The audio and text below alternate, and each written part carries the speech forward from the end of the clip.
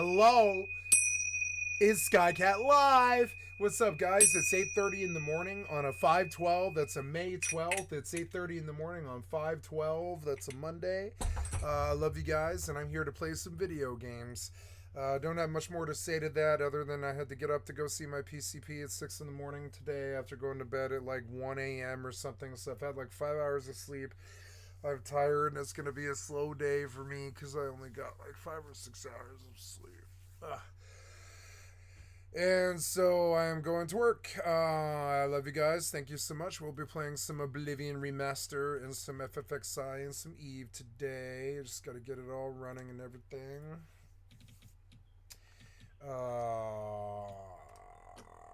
Confirm. Mushroom. Oh, what the fuck?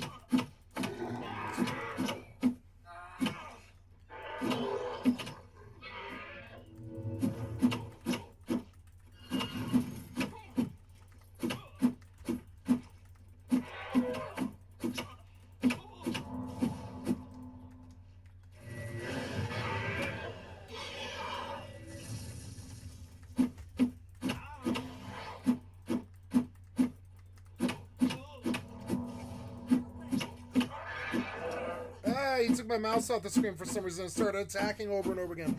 What did you do? I need you to stop it. I need you to stop it. I need you to stop what you're doing.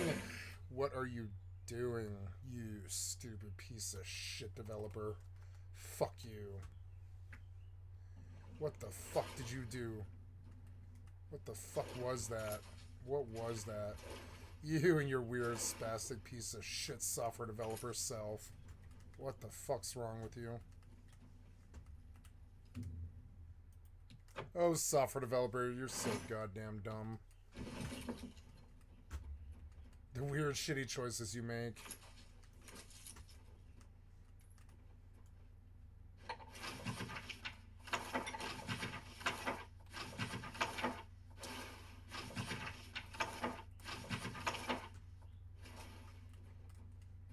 What's this? Whoa, what the fuck? Why are you down there?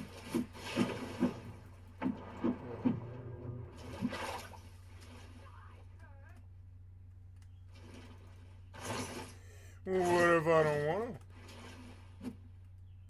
to? Please. Oh my god, you fucking piece of shit developer. Why? You know I haven't changed the bow. You know I haven't messed with this in goddamn days. Why, piece of shit developer, do you constantly unbind my 2 key? We don't really know. It's stupid ass piece of shit developerville. Idiot ass piece of shit developer alert. Sorry.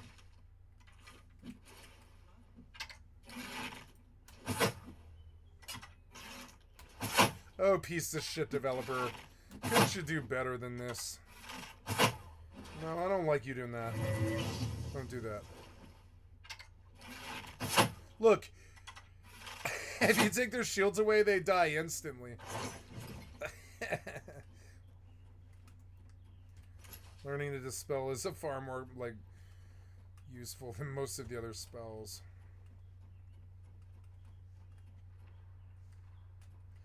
I'm full, aren't I? No, but I'm getting there. I'm tired and I probably should have just gone to bed.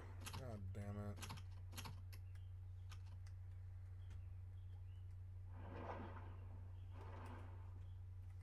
At least I didn't caffeinate. I can always stop.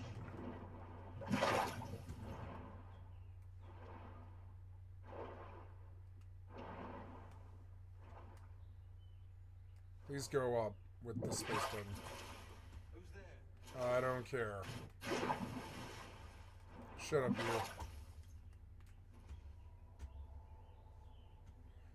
Did you really not see me? Oh my god, it all connects? Oh my god, why? Why is this completely blank? That doesn't make sense. What? Who's there?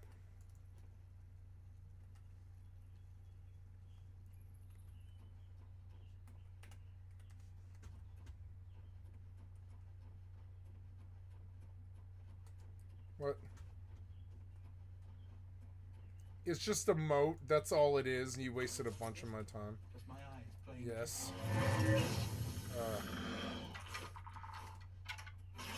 Fuck you. See, if you take their shield away, they're fucked. Nope. Take it off. Nope. Take it off. Die, fucker. Look, this spell is so much more powerful than the destruction spell.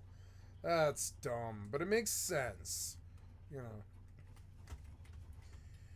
What do I do? Where do I go? Oh, I should investigate what happened to her. Okay. What happened to her?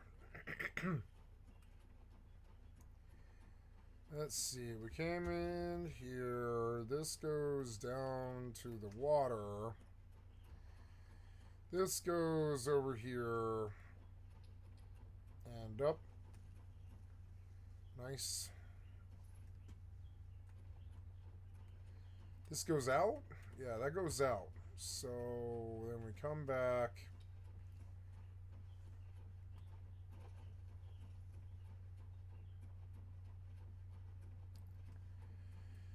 We see that that's where I'm supposed to go. This goes to water. Let's see where it goes. Turns right. Killed that guy. That guy goes out to the same exact thing as the other. Oh, okay. You're finally giving me a map. So this is all some weird connected thing. Wellspring Cave key. I'm cold and I want a blanket. I don't feel that good. I don't care. Oh god, are you enemies? What have we here? Another plaything? You'll dance for me, little one. Yes, you... What? I can see myself.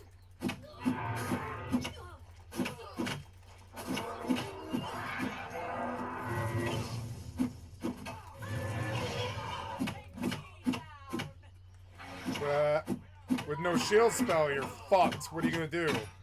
Fuck your shield spell, bitch. Take the shield spell off it. Off here. Off. Nope, knocked you the fuck out, bitch. You really want this, huh? Alright, fuck you. I'll knock you the fuck out. Boom, boom, boom, boom, boom, boom. Did you re-shield? Don't re-shield. Don't re-shield. Why won't you? Oh my god, you're so dumb. The piece of shit developer changed my fucking keybinds or whatever, or my bindings when I was fucking sleeping. Goddamn worthless piece of shit developers. So let's go back and fix their retardation. Sorry, guys. There we go. Okay. I fucking one-shot him.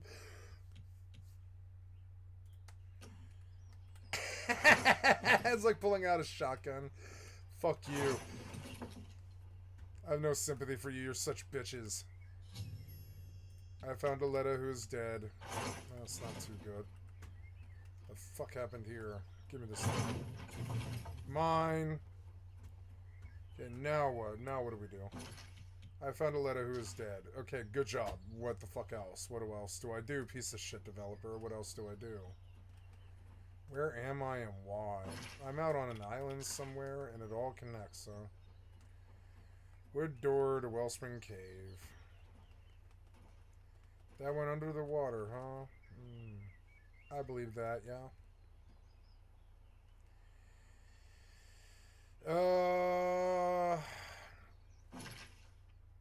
I guess we go back? Yeah, we go back, huh? I found Aletta who is dead. You just, that's it. Just, that's all. Alright. Couldn't do it, huh? Oh my god. You know how many times I've tried to get in this game today? Oh, developers across all Realities, you suck so bad. Every piece of shit software developer fucking program that you make sucks dick and falls apart. Oh, software developers, you are really, really incompetent. Like, I mean, really, somebody should bully you all day. Watching you damage us with your incompetence and your sheer fucking tortious negligence.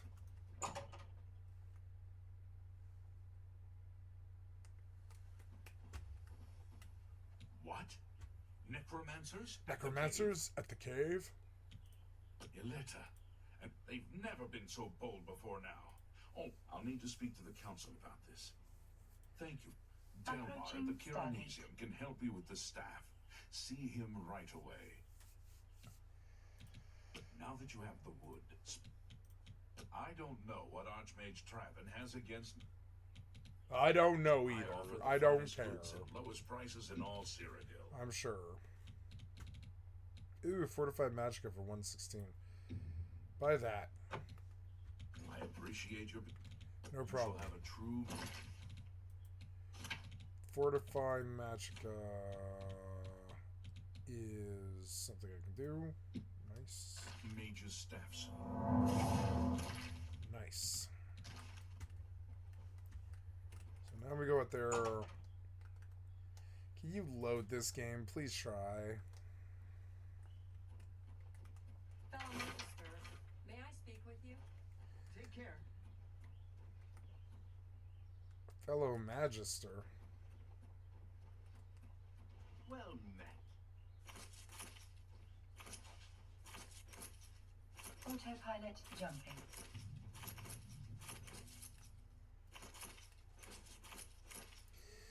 Oh yeah, I used to hang out here a lot and just pick this place. Of a healer. Yeah, I do. Walking to Stargate. Warp drive active.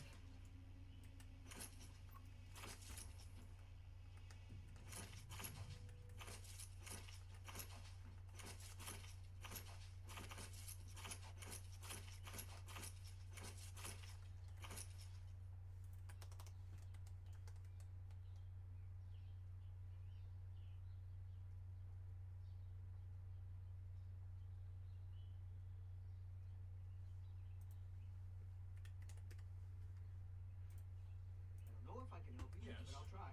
It's a What's new simple with you? job. Approaching Journey to the Stargate. Fallen Rock Cave. Ugly little Shouldn't that be a cinch for the Bye. Fighter Guild contract? No, sir. Rosan is a talented smith. One of the best around, if you ask me. He's certainly a talented smith. I'm glad you'll train others in this game. Have you seen the selection of Stonewall tools? Stonewall is the best in the city when it comes to shields. I hear you. Have you heard any word about the other provinces? Nothing I'd like to talk about. What's the news from the other parts of Tamriel? So long. Take care.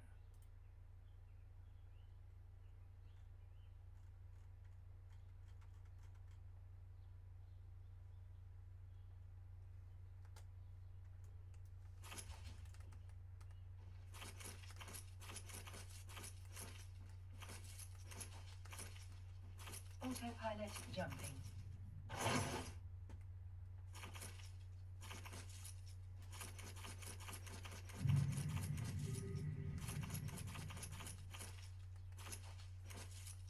Walking to Stargate. Warp drive active.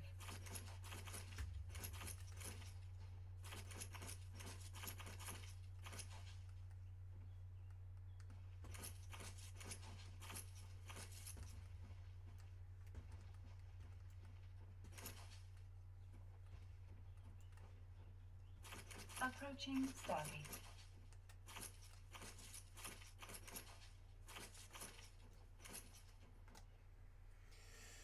Okay, going to continue to hollow out this character. I should have made sales. This is taking days, and I probably will just make sales if I need to. Hi there. Shut up, you. It's like a dog or something. It comes up and it barks, and you're like, hello. And it's cool, I like it, but it's also annoying. It's like a dog that barks. It's sort of like, eh.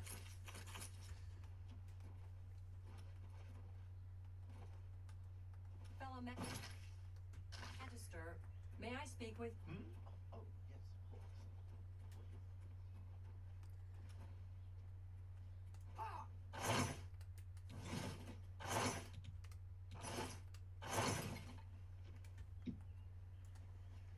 God damn, there's so many materials here.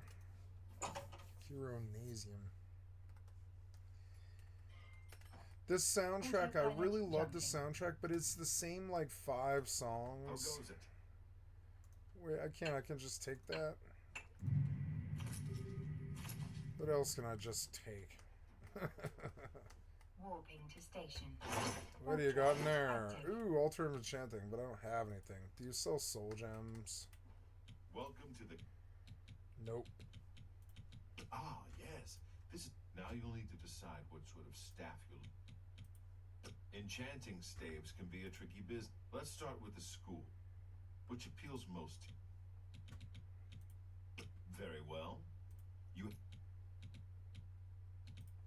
Your staff will let you wield the... Right. Approaching station. Tomorrow. Oh.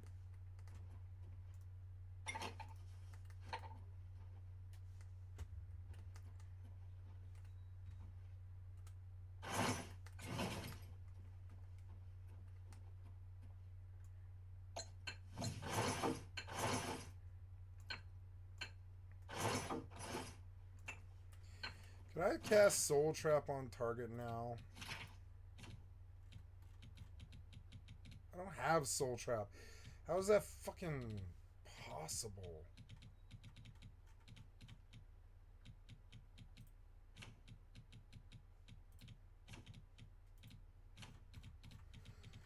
No, I have Soul Trap. Where the fuck is it? I bought it before.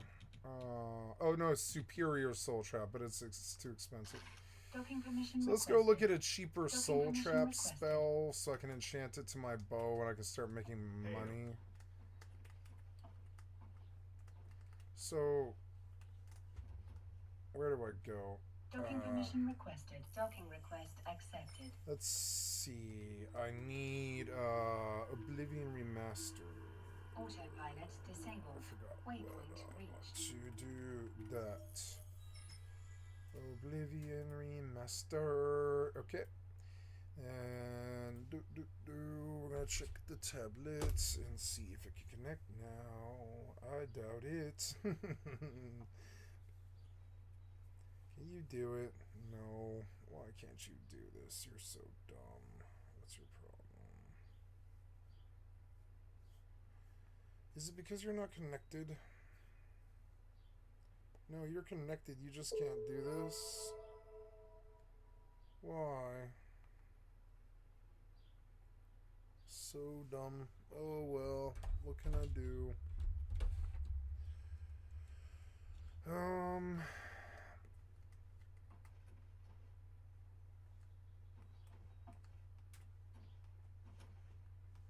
How about mixing up some potions? You look like quite the... How about mixing up some potions?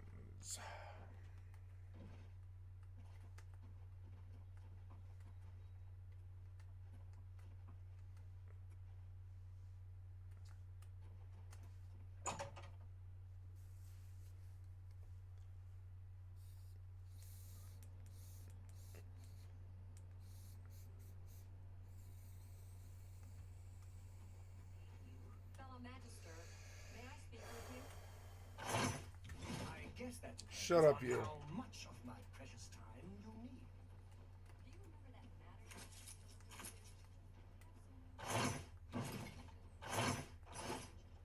Ah, you must be the Arcane University's newest edition. This humble battle mage bids you welcome. Mystic Archives.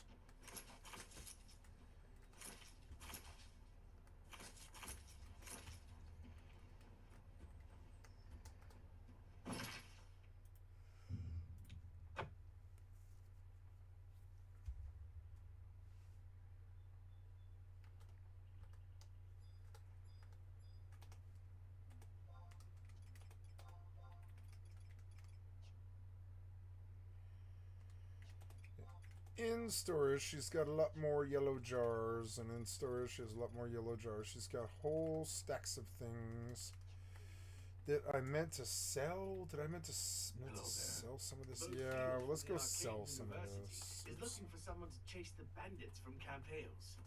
Probably trying to enhance her weird machine. Interesting. Anvil is all in an uproar. First the chapel attack, now the prophet ranting about the end of the world.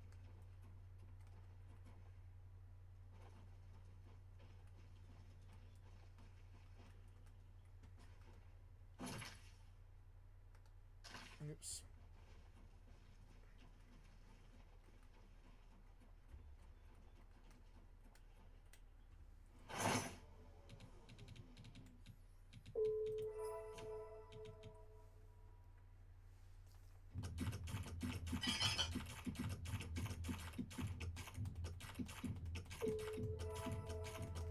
Is that my hypernet ending? No.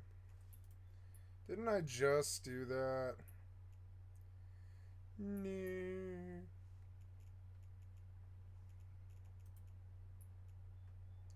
Oh, 50 active.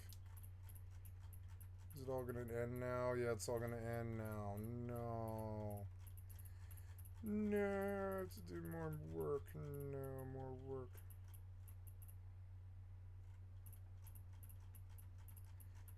No.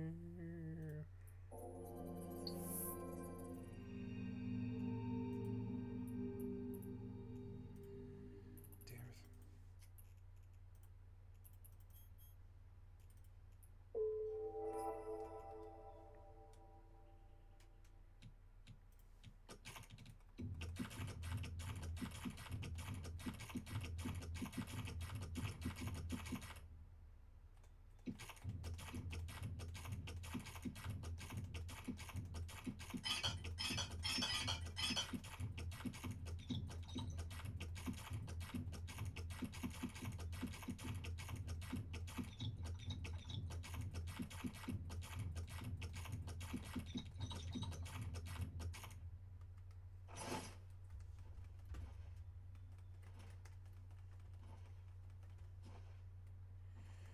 Uh,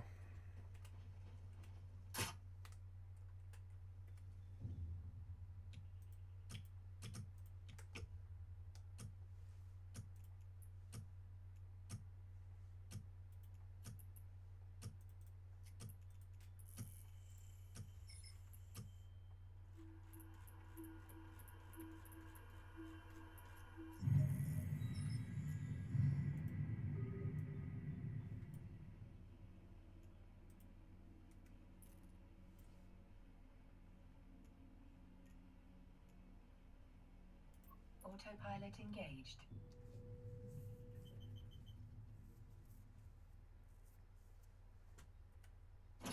it's dumb that the quiver won't go invisible. Active. They should have fixed it. It's very clear that that's an issue. Oops. So now.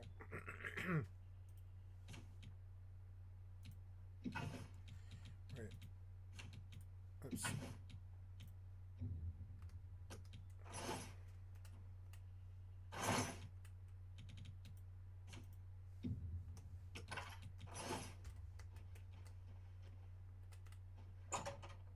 Approaching Stargate.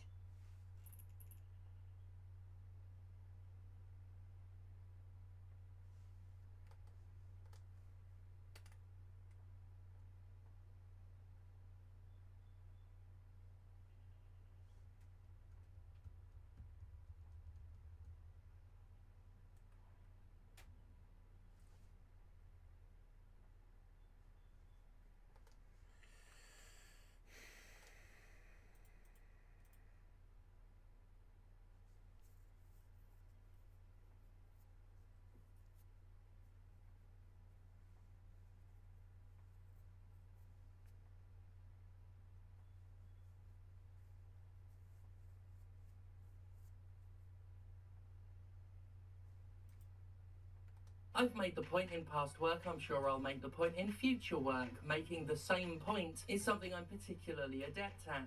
You know, with these games like your Dark Soulses and your Bloodsborneses and your Eldenses, Ringses, there are plenty of gatekeepers, purists, get-gooders who sneer at certain weapons, certain abilities, certain builds, saying if it's too overpowered, if it makes something too easy, it's not a valid way to play. And I've always said that actually exploiting a weakness, taking advantage of a situation, winning by any dirty trick imaginable is entirely within the spirit of games like Elden Ring and Dark Souls. The worlds those games take place in are ruthless and will exploit your mistakes, your weaknesses any which way they can. They are dirty, grimy, underhanded worlds, and they will break you.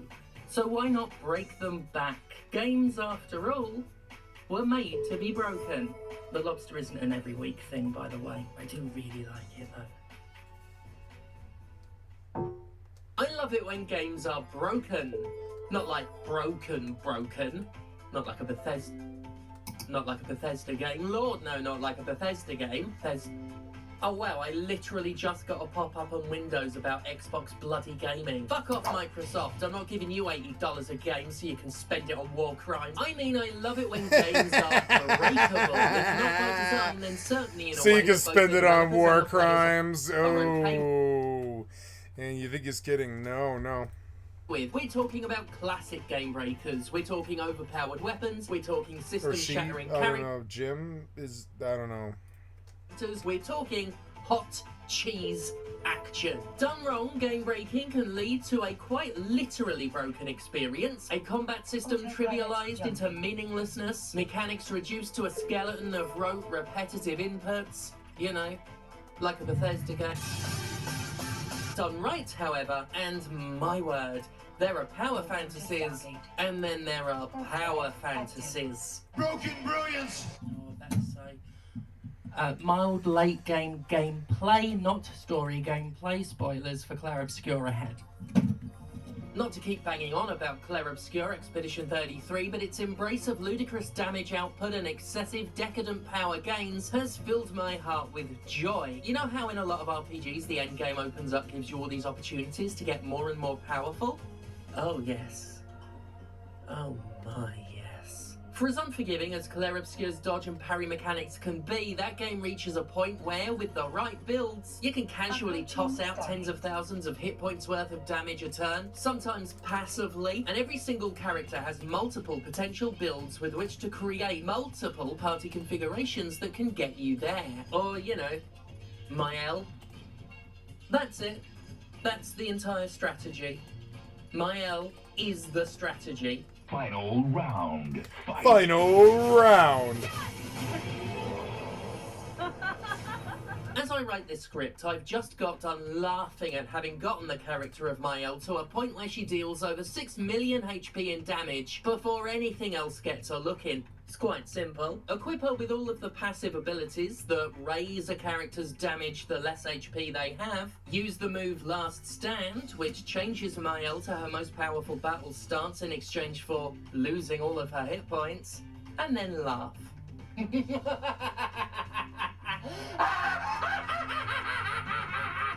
That's just a build I figured out in my own stumbling fashion. My colleague, Laura Kate Dale, has achieved the same output with a different Mael build and has started work on one of the other characters. Laura and I have been geeking out so hard together about this game. And all of this is just for starters. I don't have all the abilities, I haven't maxed out the characters. There's more to go. The game reaches this beautiful point where it's almost an entirely different experience. And I'm still tweaking and leveling and wringing more HP from the combat cloth.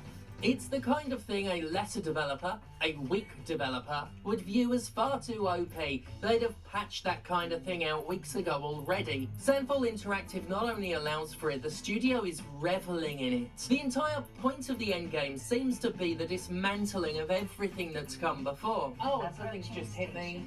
Those thematic bastards. The game's creators are on social media outright challenging players to post their damage values and show how many ouch numbers they can pump out in a single turn. And like I said, my current progress is a mere hors d'oeuvre. This is all excellent. This is all brilliant. There are ways in which this could have been a terrible mistake, It but keeps Claire throwing up Obscure like is a just the kind of subject game channel. to make it a genuinely exhilarating part of the overall experience. Plus, it does make you earn it. This is a transformation point, not the entire campaign. Only once you reach a certain point do you find your potential to hurt things skyrockets. And that comes only after hours of getting to grips with the beautifully designed combat system. Also, even in my current position, I'm still finding a monster or two that'll put up a fight, and such opposition becomes a new milestone, a new peninsula to climb. God, I love this game. Now, it has to be said that Claire Obscure did just get a patch that... I love this.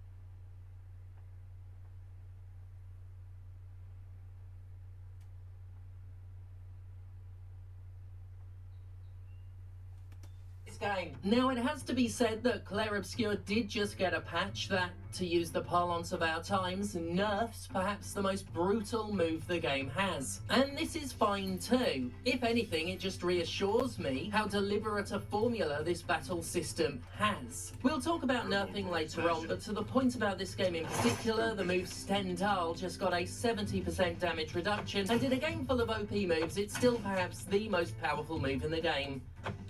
Delicious. Anyway, I swear this is not another Claire Obscure video. Let's part the thighs on this topic. I love a good game breaker, one that makes you feel accomplished, but in a different way than triumphing over adversity. It's more like you've won a really cool prize. It can mean your time investment paid off. It can mean indeed that you did triumph over a tough fight to get a powerful upgrade, but it doesn't necessarily mean that. It could mean you searched high and low to find a super secret weapon, or did a bunch of insipid fucking minigames and was handsomely rewarded. In any case, you won the prize and you get to apply it in a way that makes the world pay. I like feeling as if I got one over on the game, and so long as that advantage has been earned in some way, it's rare that I won't get satisfaction from it. This kind of game breaker, the feeling of getting one over, goes back as far as time itself, or at least back to the early days of video games, back before they could patch them out.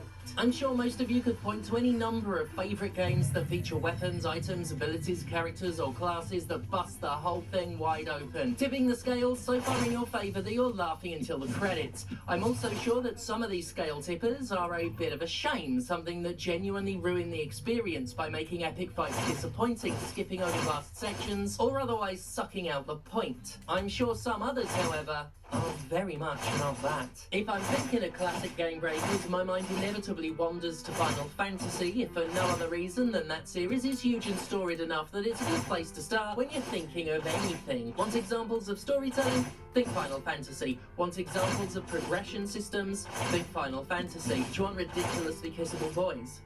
Just think Zack off Crisis Core. Think of him often and vigorously. But yeah, the series has a ton of notorious items that can blow a game to bits.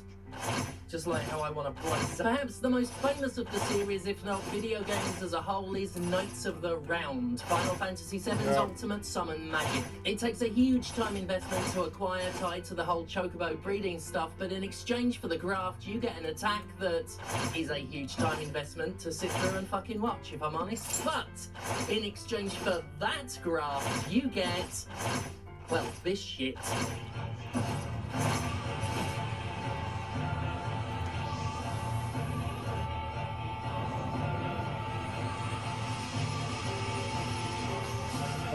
Nice to the round.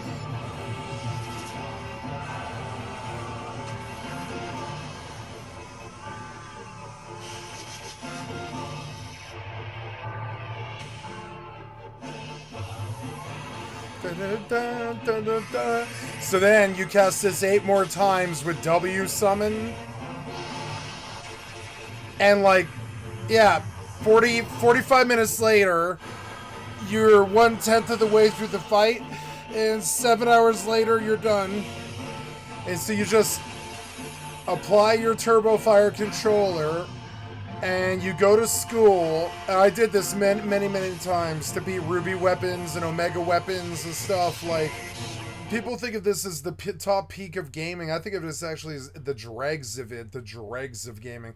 Like, I literally would apply W summon to Knights of the Round, and I would cast Knights of the Round 8 times, and it would take like 45 minutes, and you would cast it 8 times, so it would seriously take like 6 hours or something to get it done, to kill an Omega weapon or whatever, and do whatever it is, 80,000 damage or whatever it is. I'm not really sure.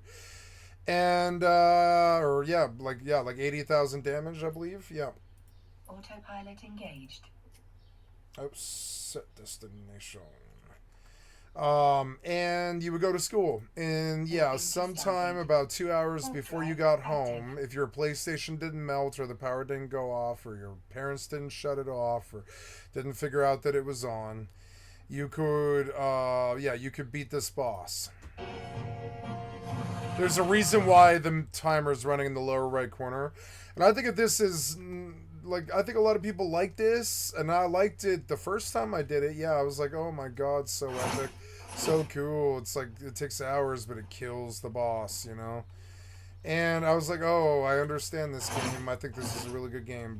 But Approaching target. I also dislike this. I dislike that they did this. I dislike the spell is so long. I dislike that you can cast it 8 times. It doesn't break the game. It's just a long gated time thing, you know. Well, I mean, it does break the game because it's the only damage in the game capable of killing Ruby Weapon or whatever.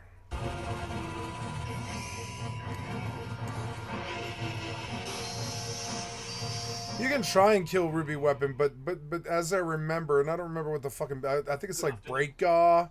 Usually it's Breakgaw. I hate Breakgaw. Breakgaw happens all the time, or at least maybe that was Final Fantasy VIII with Diablos or whatever. I don't remember. But there's like a lot of, yeah, like there's a lot of AoE spells that they'll cast, like Ultima and stuff like this, that just kill you, outright res your party. And you're like, okay, well, I've got re-raise, or I've got reflect, so you just did a lot of damage to yourself, stupid boss, or whatever. You get these better answers for it. You start casting, like, for instance, not only will they reflect spells and stuff back at you, but eventually it becomes this crazy game of Magic the Gathering where you bounce a spell off yourself, because reflect can't be reflected back at you. And so when you have a reflect mob, you cast reflect on yourself, and then you cast a spell on yourself, and it bounces the spell. This is one of those things that makes Final Fantasy almost as cool as Dungeons and Dragons, because it does have a bunch of set of cool spells directly out of the D&D compendium, pretty much. And so there's rules to it. Like in Final Fantasy, you can reflect back to yourself, but you can't reflect a spell that you reflected off of yourself. So, and then it's kind of weird. And so if you want to land damage on the enemy, if it's a reflect, enemy, you cast on yourself. Breaking the game with W summon Knights of the Round, or running it for like hours, wasn't fun to me, you know. Even back then, I used to dislike the developers with stuff like this. I was like, what does this prove? What does it mean? You know? Often I viewed them as kind of like the enemy, sort of. I was like, why did they do this? They keep going and they going. Just keep going and Let's going. take Final Fantasy IX, my personal favourite, and its resident blue mage, Queen of Gwen. Blue magic spells, aka enemy skills, can be some of the most useless and some of the most broken. Gwen was super good. And some of the most brilliant. Yeah, 1,000 needles is so good, it just kills everything. In any Final Fantasy. Queen eats enemy monsters. Nope. FFXI has more.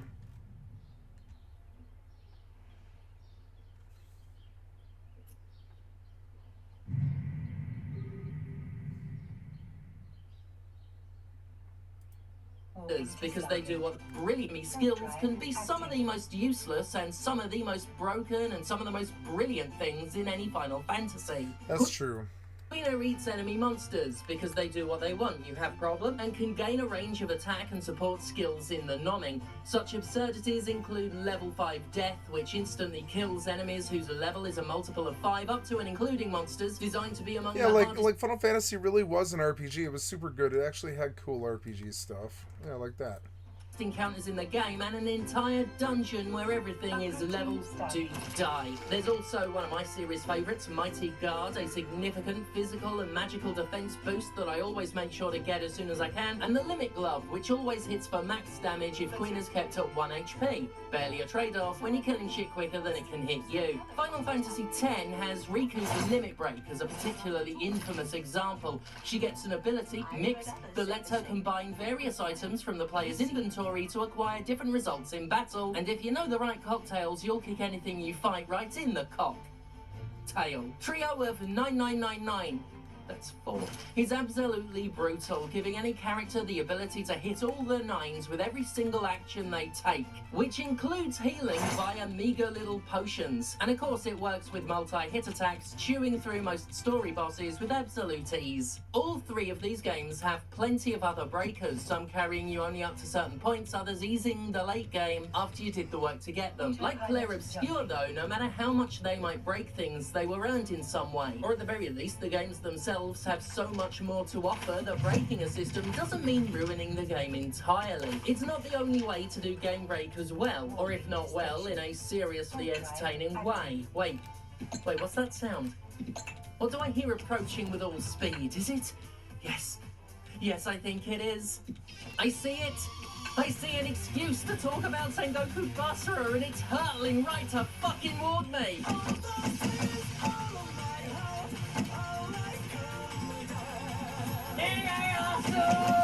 Sengoku Basara's entire philosophy hinges upon the terminally broken. Broken characters with broken moves utterly breaking everything. When it comes to embracing overpowered and not giving a jolly green genital if things get trivialized, Sengoku Basara Samurai Heroes might as well reign supreme. This series has always managed to get away with its bullshit through sheer audacity, leaning so hard into everything it does that even the bad elements can come back around to being awesome. And that's what an entire roster of broken characters trades on. And the bad homies can come back around to being aka awesome. Gun Mummy, makes a mockery of the game's combat system. You just walk towards enemies, hammering the gun murder button to do murders with guns.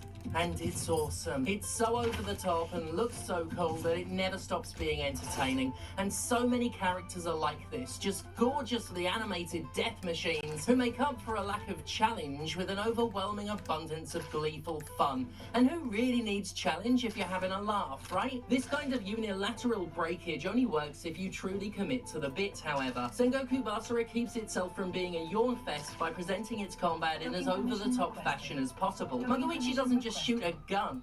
She goes from blasting a high-caliber hand cannon to pirouetting with a world-clearing shotgun to forever juggling with an AMG to making things boom with stuff in mere instances, all before throwing every gun that's ever existed into the atmosphere and becoming the very hail in which bullets make their home.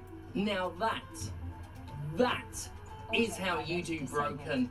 Such sweet preposterousness probably only suits certain games in certain genres. A Muso-style one versus loads action game like Sengoku Basara or Dynasty Warriors derives the bulk of its fun from mowing down hordes as a legendary warrior. So easy access to easy smackdowns is totally appropriate if not appreciated. You don't play as Lupin to feel like you just got out of the undead asylum. Trying to balance a game by making everything unbalanced doesn't always work out, especially if it's, say, a competitive fighting game. I recently watched a video on busted-ass fighter characters, and it mentioned Fist of the North Star, Twinkle of Stars, and Judgment, and how it tried to capture the absurdity of the manga's godlike martial artists by making everyone OP, except for a couple of people.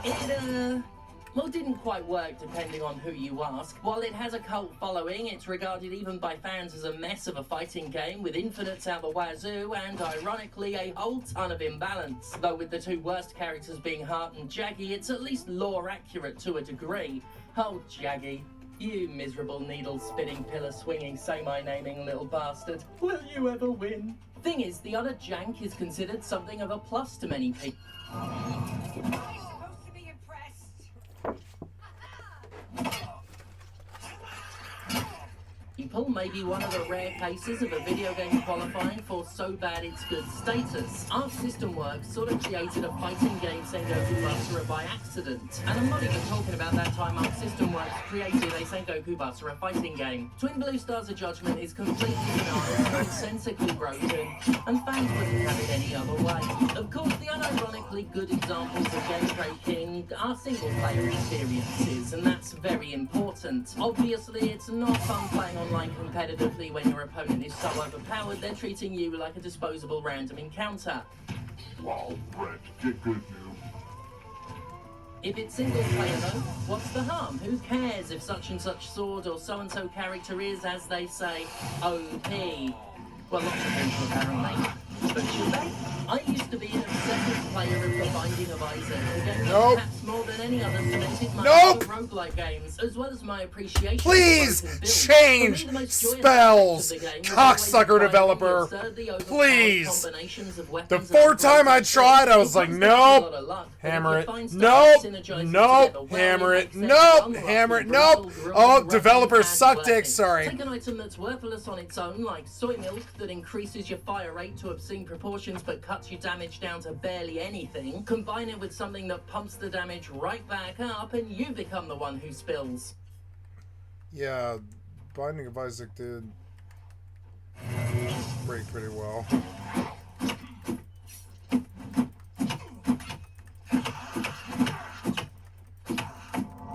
I like punching mobs in this game, it's fun.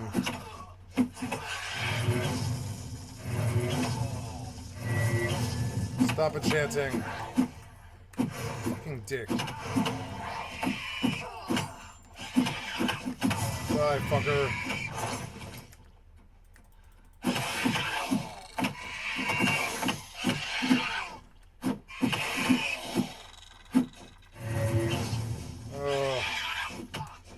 What?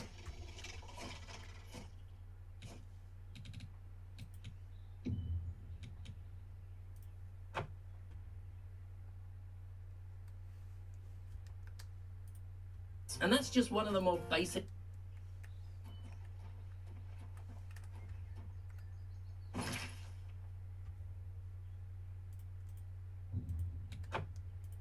combos in the game. Problem is, over time, a lot of the most delightfully OP stuff got nerfed. With every update, every expansion, some of the best stuff would have its damage reduced, range shortened, or otherwise taken from top tier to mid. And I always thought, why?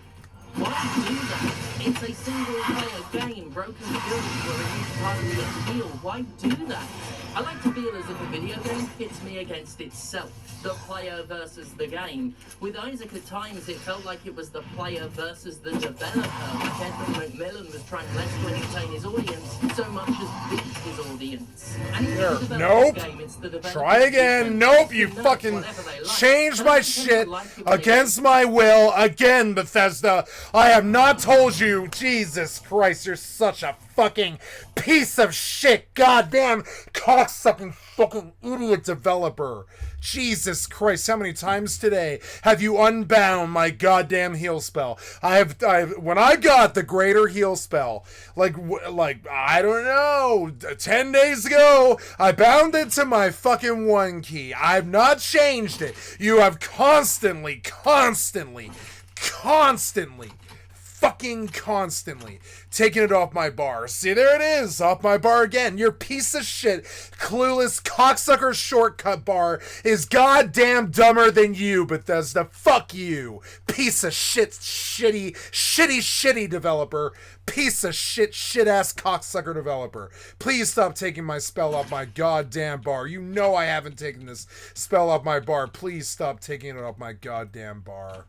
You fucking idiot developer. Stop taking this off my bar. In the last 10 days, how many times have I screamed at you about this, you goddamn piece of shit, incompetent ass software cocksuckers? Fuck you.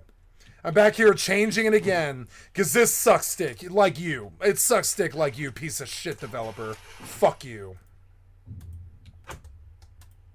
It feels like it was designed specifically to defeat me. When I'm sorry. Hold on, guys. I gotta go unbind this heal key. Hold on, guys. I unbound my heal key for some reason. Hold on. I gotta go unbind my heal key again. Said no one ever. Nobody ever unbinds the heal key. But you, being an incompetent piece of shit with worthless spaghetti code and fucking the goddamn consumer out of money, and I can't wait until your company is taken from you in some kind of lawsuit, you piece of shit software cocksucker. But anyways, let's move on. Whenever would somebody ever unbind their heal key? I don't know, maybe to a different spell, but I've had this spell for 10, 12 days. I don't know, but you're a piece of shit goddamn brain dead cocksucker developer who unbinds my key every single time I log. And you suck dick. You're fucking terrible. Why do you fucking do that stupid shit? Fuck you and your stupid, tortuously negligent, incompetent spaghetti code fucking stupid asshole. Fuck you and your stupid asshole, Bethesda. There you go. There you go. Goddamn incompetent cocksuckers.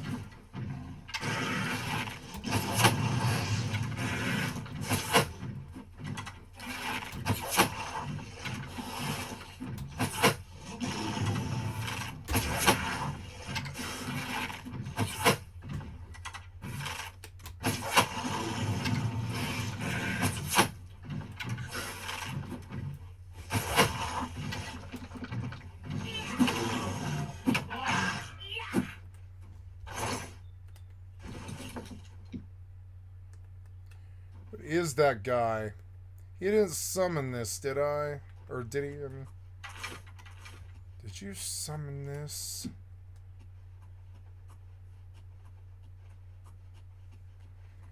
Goddamn brain dead piece of shit developer. Stop unbinding my fucking heal key.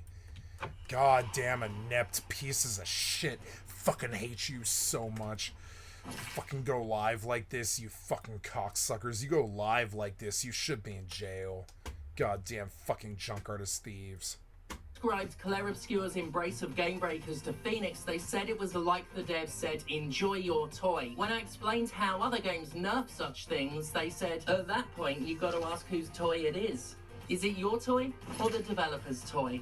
I'm not objectively saying that one attitude is better than the other. I'm not saying nerfs are universally bad. As I said earlier, Claire Obscure has nerfed a move and a weapon already. Stendhal was first deemed too weak by Sandfall prior to release, and they upped its damage pretty much at the last minute and apparently went too far the other way. Bear in mind, Stendhal has been depowered by 70% and can still one-shot late-game enemies, including optional bosses, with a build that takes advantage of it. I only just started using Stendhal post-patch, and I'm loving it. The weapon, meanwhile, could consistently make my L pump out 400% damage with everything she does, and it was obtainable early on, ages and ages before the point at which you're supposed to be thinking about shattering the combat system. That, I think, is a fair bit of nerfing. After all, you don't want to trivialize gameplay so much it becomes unfun.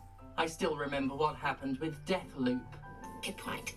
I am a consumer. Yeah, Deathloop. A whore and one in general, if I'm honest, and I do have a bad habit of getting suckered into deluxe editions of games on occasion. This occurred with Deathloop, that Arcane Studios game with the cool presentation and interesting time-wanking concept. See, the deluxe edition came with a gun. A powerful gun, a game-breaking gun. I appreciate that it's called Eat the Rich, ironic as it is given its context, but that's as stylish as it gets. Magoichi wouldn't throw this thing in the air with the rest of her arsenal, she'd throw it straight in the bin. Immediately lethal, completely stealthy, and given to the paying player once the tutorials are out of the way, this weapon's exactly the kind of trivialization that doesn't work. Rather than letting players get one over on the game, Eat the Rich lets them circumvent it entirely and do so in the most soulless, boring way possible. It's a game with all sorts of toys, but with that gun, you point, you press, you win. If you paid real money for it, you're gonna want to use it, but to use it is to transform Deathloop into something utterly monotonously boring.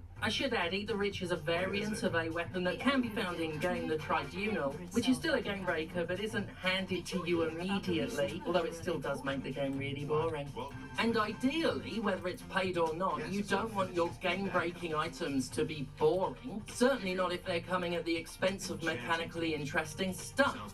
Margoichi looks awesome. Her fighting style is hilarious. It's not just point press win, it's point press wow. Of course, 80 points of damage DLC and stuff like that just sucks in general. You're paying more money to play less of the game. But paid or not, I want my game breakers to be exciting. And a mundane gun that's just mundanely powerful excites me not.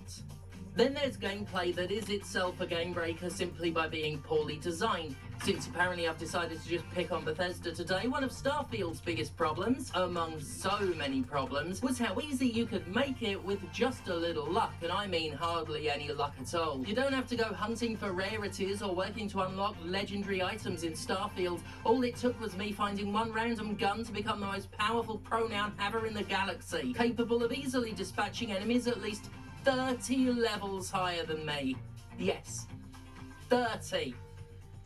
Like, My pleasure, really. what the fuck though? Just saying, when a game is based around breaking to a degree of finesse like Clair Obscur, lets you feel like you've scored a sneaky or hard-won advantage like Final Fantasy, or just committed to outright rule of cool extravagance and doesn't care how busted it is, these are the kinds of fucknanigans that I wholeheartedly encourage. So long as an exploit makes a game fun, then I say seize the day, and if a developer patches it out, then hey, they're making the game they want and that's cool, but you know, listen to your players, guys. The aim of most games is to entertain, and if the audience is having a total laugh, even if it's not in a way you're designed, I don't know, maybe that's a good thing?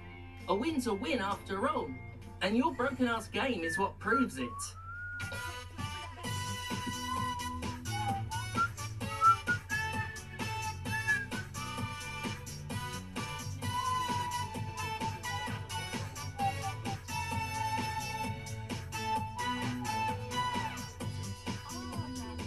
One last point that I don't really have an answer for is an issue very common in RPGs. It's the problem of the final story boss being an absolute pushover when you've done a whole bunch of side content, tackled far tougher optional bosses, and are basically that world's god. It's an issue that doesn't even need a particular game breaker to occur. Simple fact is, with the average RPG, the more you do, the more you level up. So the more of a completionist you are, the more of a game breaker you are. Now, I don't necessarily think that's an issue. It really depends on your frame of mind. Yes, it can be disappointing to have the big climactic showdown the story's been building to fizzle out in a turn or two. Personally, I often look at it as a case of I've been playing this game for dozens and dozens of hours, kind of don't want to be banging my head against a brick wall at the very end. I guess the easiest answer in this could be said of a lot of what we've talked about is you don't have to do it. You don't have to use the most powerful weapon. You don't have to over-level. You don't have to use the Deathloop gun. I did. It made the game rubbish. And that's that. The point is, Clair Obscur is fucking amazing. Thank God for me.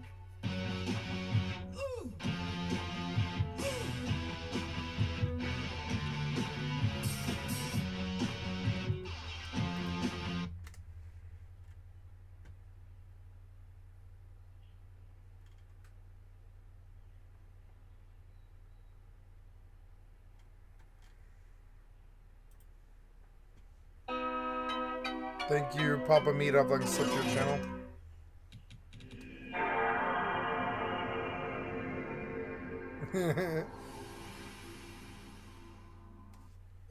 Welcome back to the Papa Me channel. How you doing? How you doing? Come on and sit down because today we're talking about game consoles. When big video game companies announce their brand new gaming consoles, it's always big news. It becomes the talk of the internet, talk of the town, and often that leads to greater and greater anticipation for the official launch. You guys remember the Wii?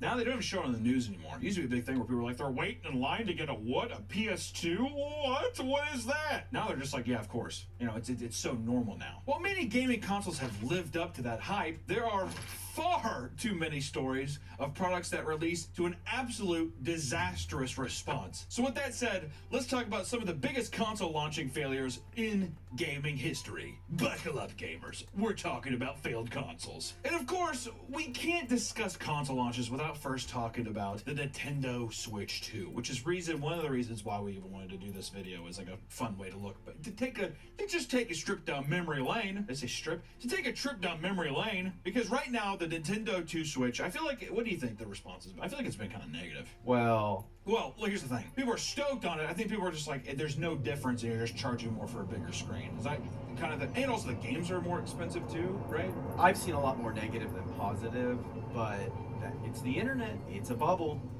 It's the internet to where I wonder if they just land the launch, if it'll be okay. Because I don't know if people remember when the Nintendo Switch released, it was like, there was a bunch of people saying that like it was bugged out, or also people were getting their screen scratched by the console going into its slot. And all, so there was like a lot of weird stuff, so it was hype.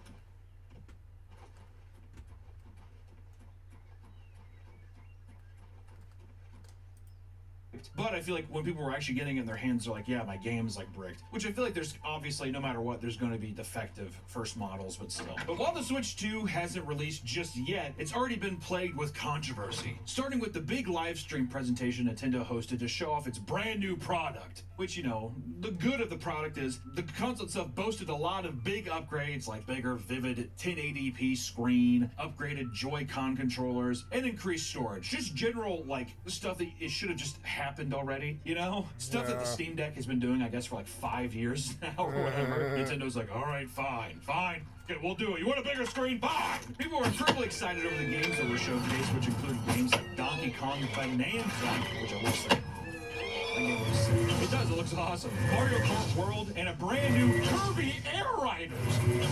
Kirby! Watch out, Nick, I'm gonna suck you. And of course, From Software has an exclusive game coming out called The Dust Bloods, which is just, I mean, it's Bloodborne 2. That actually looks sick too. Be a little vampire, fly around. You can fly and drop down and suck people's blood, suck them off. You just suck them off.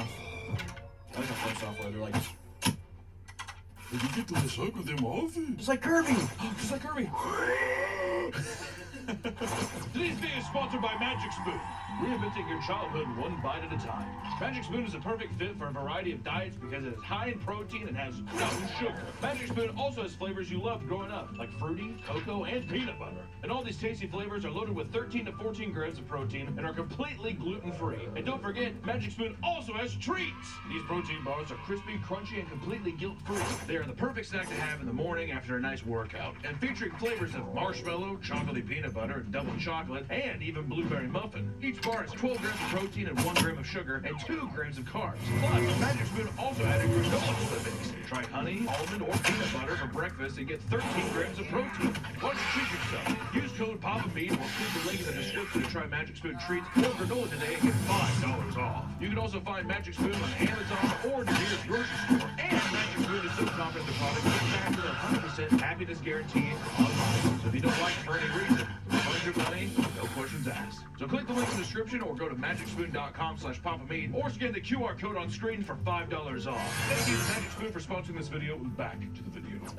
That's all the pros, okay? Now we get to this is the bad. This is what people say is the bad side. What started to cause a stir was the price tag for the console, which was raised to $450, which cost $150 more than the original Switch on its launch, right? Bigger screen, more storage. They're like, yeah, so it's like, also, I feel like this is so minuscule in terms of the production. They're like, yeah, but we're gonna need the box that it ships in is gonna be bigger, so. Well, the funny thing is that screens, that technology gets cheaper as time goes on. Well, hold.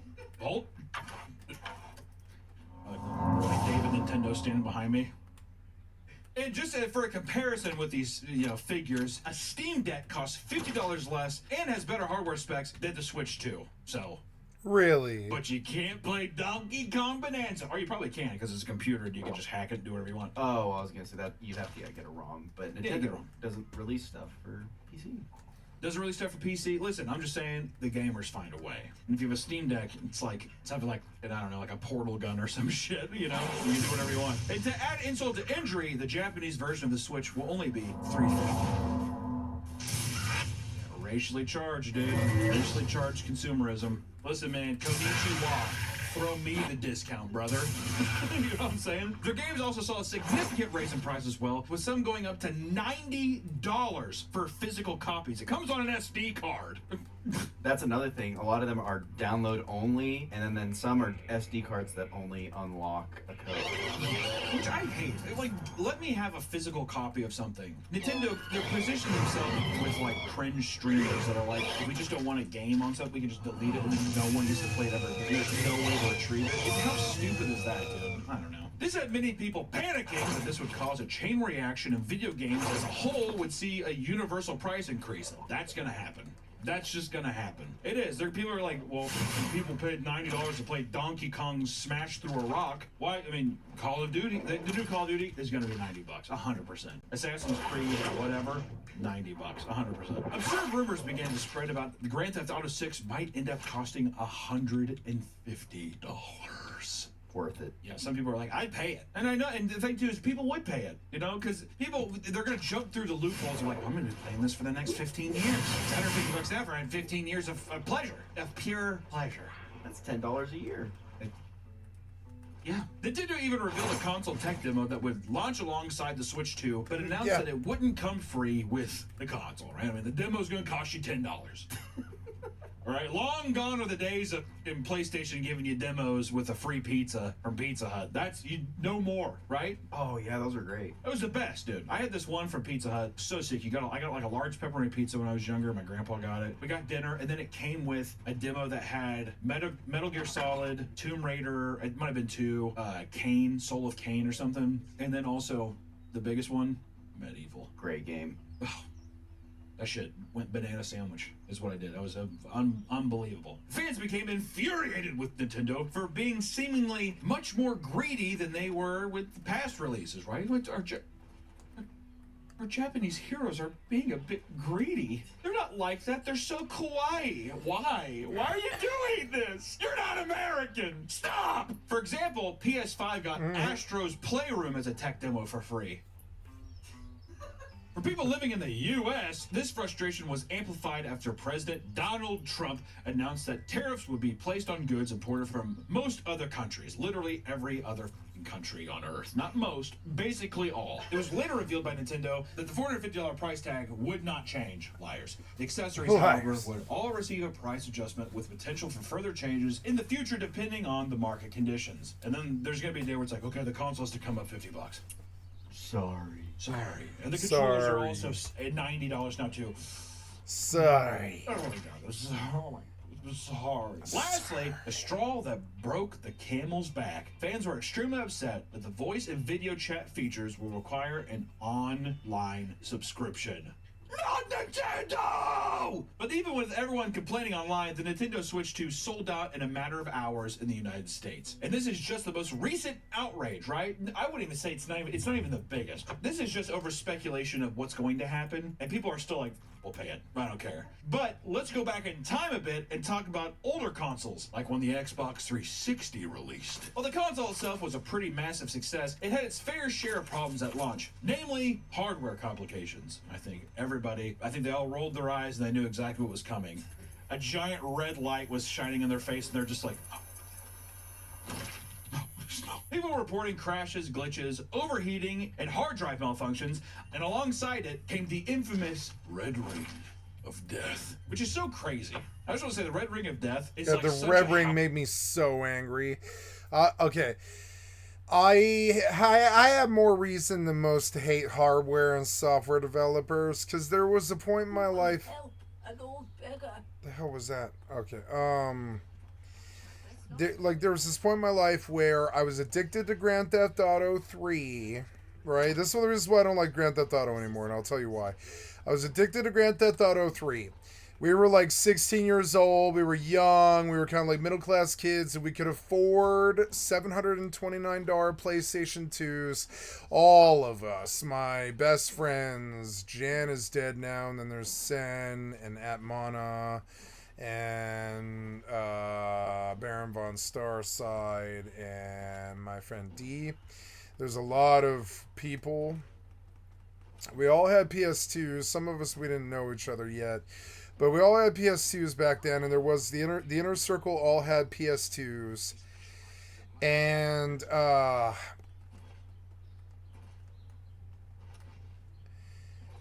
the first generation of PS2s all went red ring. And all of us lost a PS2. Now, I was running the flop house as early as the age of 16. I always had 4 to 8 people in my house. Unless it was like a school night, they wouldn't sleep there. But, like, you know, I always have 4 to 8 people in my house. Oops, I lost my camera again because of hardware developers. Sorry. There we go. Or software developers. And so, we all went and broke ourselves buying our own. Now, we all got Christmas PS2s, basically, but then they melted. And then, so we all went out and broke the bank and bought PS2s when our first set of PS2s broke. Then it red-ringed again. And I wish I was kidding about this, but I really kind of hate these developers. I kind of do. And at that point, some of us ripped off the game store. A couple of us figured out a scam where we were able to do a return to GameStop and get a new PlayStation 2, which all promptly broke. Then the third set of PS2s that we all broke that we all bought, all red ringed. And I'm not kidding, it sounds hyperbolic, but no, my friends can attest to this. This is what happened. And when I got to $2,800, it was, after tax, it was like $2,800 or something like that. It was stupid. When I got to $2,200 or $2,300, I was like, I'm not doing this again. I'm not buying another PlayStation. I'm not coming up with $700. I'm not returning them to the GameStop. I'm getting scared that we're going to catch some kind of theft charge doing that. It was just insane. And so then the third generation, we all took jobs at the game store. And in the third generation, and we used my best friend Sen to return all of our PlayStation 2s and get new ones. And he somehow managed to send all 4 broken PS2s back off. Now, this was an example of... So my friend, he got a job there and just sort of took him from the inside to fix that. But I mean, like, that's how bad it was. They tried to fuck all 4 of us for about $3,000 each or something like that. And it was like 12 grand. And my whole crew, we have resentment issues. That summer, I broke into the GameStop and I stole something like $4,000 worth of games and stuff. And my friends didn't blame me. My friends supported me. Like 60 people kept it a secret for 50 years or whatever. Nobody ever told that secret. Nobody told the parents. My mother still doesn't know. I don't care if she knows. But I mean, I don't believe she knows that I ripped off the GameStop at Colorado Boulevard and I busted in like I was a full-blown professional goddamn robber, you know, when I was 15 years old. Because I felt fucked. I'll tell you right now, I felt fucked. I felt fucked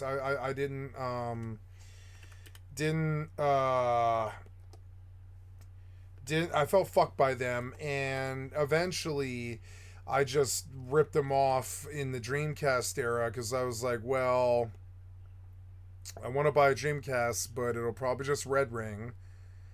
And the Dreamcast didn't red ring, actually. I really liked the Dreamcast. It was a bad system, but it was a good system in that it was the first online console that we ever had.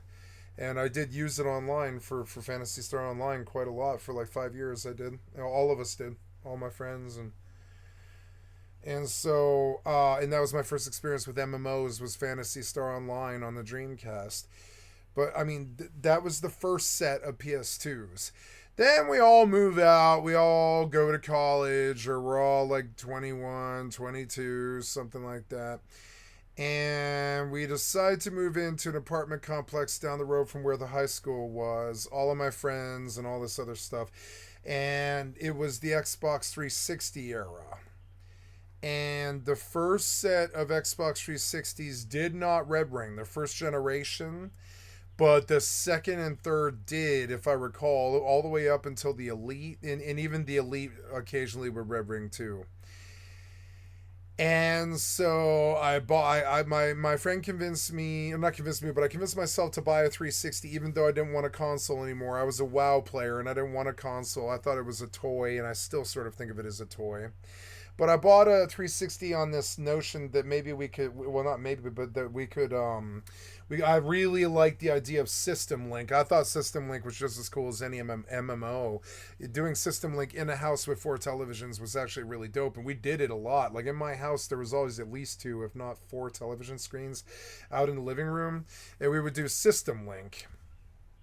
And so the first generation of 360, it kept running for my best friend, but my generation red ringed. Then his red ringed. Then all of ours red ringed. Then there was, and then I noticed that as each red ringed, it would put more strain on other people's consoles because ours would be broken or whatever, so we would go and play our friend's console more when ours was busted or whatever. And this caused like a chain reaction of red rings because, like, you know, everybody would start going to someone else's house if their 360 was busted or whatever. And so, and those were $429 a pop. And I went through 4 of those too, and eventually I was back to the same stuff again, like returning Xbox 360s to the goddamn GameStop and lying about it, getting inside them and changing it so it would green ring, so I could sell. I could figure out how to get it to green ring during the initial sales, but I would take it out to like the GameStop out at like Kipling and fucking 65th or whatever, way out there in Wadsworth or Arvada or whatever, right? I'll go way out to fucking Arvada, like fucking 45-minute drive or something like that, right? I'll go out to Arvada to some GameStop, and I would fiddle with the 360 in my house like half an hour before I would go to the GameStop. And I would get it to green ring, and then it would red ring again. But if you could get it to green ring and run a game for even a small amount of time, you could get through the inspection process to sell the 360. But they were terrified of the red rings, so they very carefully checked. But if the system would work in the back, you could get your return or hopefully return, but if not return, at least use sale. And so I returned and or sold 4 red ring Xbox 360s, and I got angry. By the 4th one, I just stopped doing it. I was like, this system is not worth it. I'm playing most of my shit on WoW and always have, and that's on PC. I don't need an Xbox 360 anymore, and I got so angry at them, and I really hate Microsoft. You don't understand how much I hate them. When they fucked me out of that $2,000, I was like, oh my god, you would think that I would learn my lesson from the PlayStation 2. But no, I just went through the same whole fucking experience with the red ring Xbox 360s, and I was like, I'm never doing console again. Now this wasn't true because eventually, 5 or 6 years passed. You know, when did the PlayStation 4 hit? It was like 2014 or something like that. But 5 or 6 years passed, and it got to be like 2018, and I was like, I believe in the PlayStation 4 as a product. It doesn't seem to be red ringing. Nobody has any issues and stuff, and I did have an issue with a PlayStation 4. I had one brick on me one time, but I think that was kind of a freak occurrence. I don't think that's very normal. I think the PlayStation 4 generally did do pretty well. I think the disk drives would break and stuff like that, but overall, I think the PlayStation 4 was generally good. It ran hot, but it was okay. It ran hot and would eventually overheat, but it was, it was a good system if you kept it, if you treated it well. And so I bought another PlayStation 4, which I ended up giving to Cloud Candy and to her daughters, which was about 300 or so PlayStation games on a PlayStation Network account that I gave away to her. and on it is like 300 games, and I have weird tastes. So I mean, there's kids games on there. There's Minecraft. There's all kinds of stuff that hopefully changes her daughter's future to something better than than all of the kids that. So like one of the things I believed about when I gave that account away was I was like, your daughter, if she's a gamer, is going to be so much more well-rounded than all the other kids that she knows, because she's going to have my account. I gave this gift as a gift. I was like, I can't give you anything. I don't have anything. It's a world that has left me bereft, and a humanity that has tried to kill me repeatedly and all this, and fuck me over and try to throw me in jail for nonviolent drug offenses and all this other shit. Just problematic humanity that really wasn't very fair to me.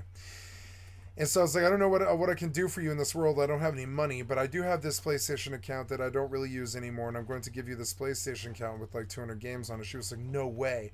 Then she went on and she got me like, I don't know, 500 or 1,000 Fortnite wins or something on that account, and it's her account now. I don't ever want it back. We talked about it last time we spoke, and I was like, don't ever let anybody jade this gift. Don't ever give it to somebody else. Don't ever give them the information to the account. It's not yours. It's your daughter's. I gave it to her on her birthday and all this stuff, and I was like, don't screw up her gift, or it'll break my heart. I was like, I really believe in that gift being like the most like pure thing that I've ever done, and I don't want you fucking jading it with your human politics or anything like that. I believe that's how I put it too. Like, I was like, when I saw that her boyfriend was kind of fucking around and like talking about using that account and stuff, I was like, no, that's that account, you are not allowed to use that. That is her daughter's. That was a gift on her birthday, like the day she was born. I gave her that fucking gift.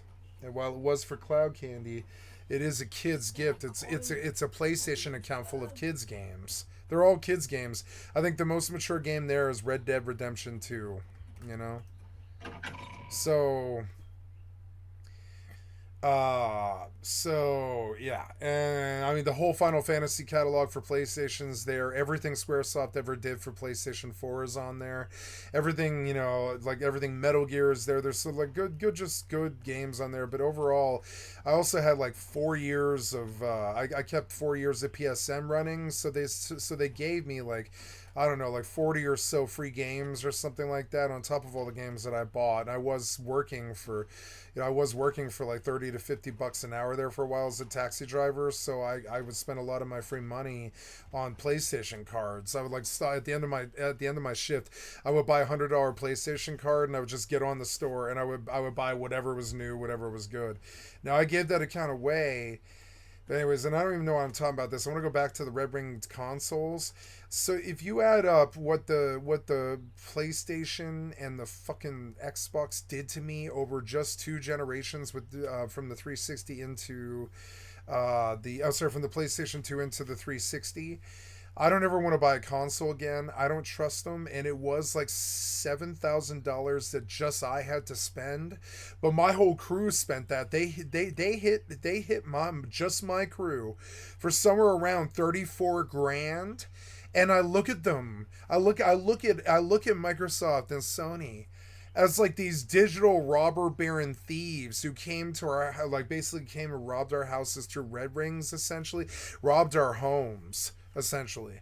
And I do really have a very, very, very, very, very, very negative look of Microsoft and Sony because of this, and always have. Now, on top of it, I used to work in the game store, and I used to tell people to their face all about this. Household, it's like literally like Jesus Christ. Like, we're on our 3rd Red Ring. Just, it's a great console. I love it. It's the best console ever released. It's got so many good fucking games. But we're on our 3rd Red Ring. Buyer beware. I used to tell people right to their fucking face, I'm on my 3rd Red Ring. They're like $700. If you get addicted to it, it's like heroin, and then suddenly your dealer's gone, and you have to shell out $700 more to get a new system if the old one Red Rings. And by the 3rd Xbox 360, I was like, I'm never buying console ever again. It's Red Ring of Death. Yeah, they hurt me so bad with this, and I really resent them. I've committed store robberies and stuff over this. It fucking fucked me. It fucked me so bad. The PlayStation 2 thing when I got to my 4th red ring and it got up to $2,800. I used to lie there at night. I remember I remember living in that basement over there on Bucktail Boulevard. I lived in a house that we don't live in anymore. But we used to live in this house on Bucktail Boulevard. And I would lie awake at like 3:30 in the morning, and I would think about how I was going to get a 4th PlayStation 2 at $729. I just didn't know how to do it. I was 16 years old. And at that point, I just started planning on robbing the game store. I was like, if they're going to treat me like this, if they're going to fuck me for $700 every time I try to do business as a 15-year-old with these people, I was already dreaming about robbing the game store. And I did that. Their red rings fucking fucked me. Now, the 360 red rings hadn't even happened yet, but the PlayStations had. And my friends and I we had my friend Jan, he's gone now, but he was coming in, and he was I started a fad with our crew where I would go in and I would steal CD keys for PC games, because you don't need to steal the disc, you can always download the game, but the key will work on their website, right? So I would go in there, I would act like I was looking at PC games or reading the back of the box or something like that, but what I was really doing is getting in there and taking a picture of the fucking, like with my cell phone camera or with like a little digital camera and stuff. I was taking pictures of CD keys, and I would just use those to play PC games for free.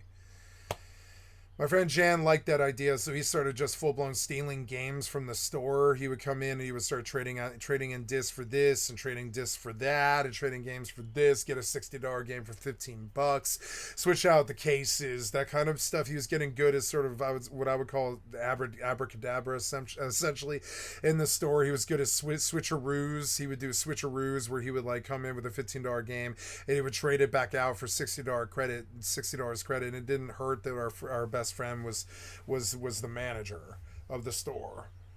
And so as gaming addicts, when I was young, when I was like 16 and stuff, they fucked us like that when I was like 16 on those red rings for the PlayStation. Then I was older, I was like 20, they fucked us on the Xboxes too. And so I don't have a high opinion of Sony and Microsoft. I never have. I view them as these entities who fuck over kids and have done so badly that to avert the cost of the red ring robbery that Sony and Xbox caused just my family, which was, might I remind you, somewhere around $5,600 when I was 16 years old, with my living as a single mother. My mother was a single mother parent, and we just didn't have that goddamn money. And they suddenly, inside of 5 years, within 5 years, they suddenly wanted like thousands and thousands and thousands of dollars for us just to have this gaming addiction. And I just permanently went PC. I stopped buying games permanently. I stopped going to the GameStop. I stopped reading the Game Informer. I stopped doing the console stuff. I stopped beating thousands of games by hook or crook or trading in or anything like that. I just stopped doing it. I went to the PC and I accepted I accepted what's on a PC catalog. Like, I do not believe it is against the law or against TOS to go to a website that doesn't have anything bad on it or whatever. But if we go to torrents and we look at games, right? This is what my life has been since I was 22 or something like that. I just get used to only being able to reach what's on this catalog. But I mean, everything's on this catalog. Most good games are here. I mean, not all of them, but most good games are here. And I became like a PC Master Race person. And to offset the cost of like the tens of thousands of dollars that being a video game addict cost me when I was young, I just immediately went torrent, and I just stopped playing console games at all. And then I stopped playing, and if I liked one, as my Steam library proves, if I liked something that I torrented, I would buy it. I don't believe in fucking these developers out of their money or whatever. You wouldn't steal a car, or would you, kind of thing, about piracy or whatever. But as you can see from my Steam library, I always did believe in supporting the titles that I believed in. And as you can see from this long, long list, that if I like something, I buy it. But I have this big, firm belief in trying it first and all this other stuff that they don't seem to want to really do these days.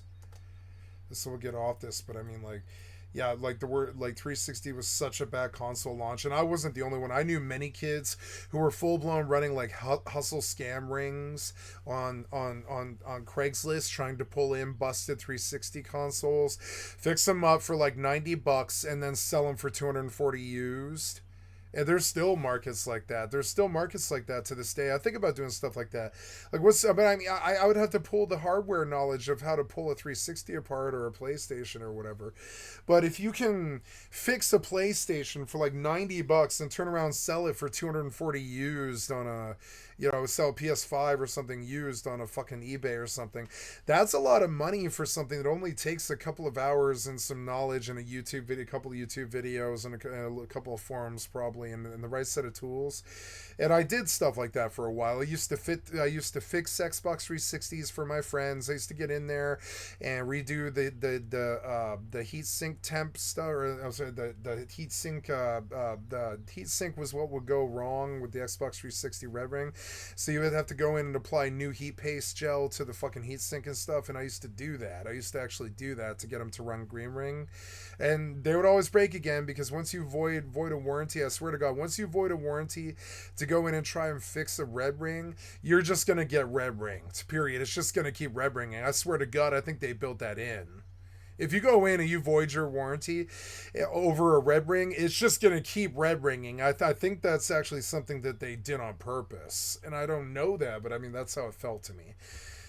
And so there was money in doing that. There, like we understood that there was money in broken screens, like broken cell phone screens, broken laptop screens. If you can fix those, and while it might seem intimidating to fix a laptop screen, it's actually really not. It's like pulling off a tab and then reattaching it. It's really not that fucking hard most of the time.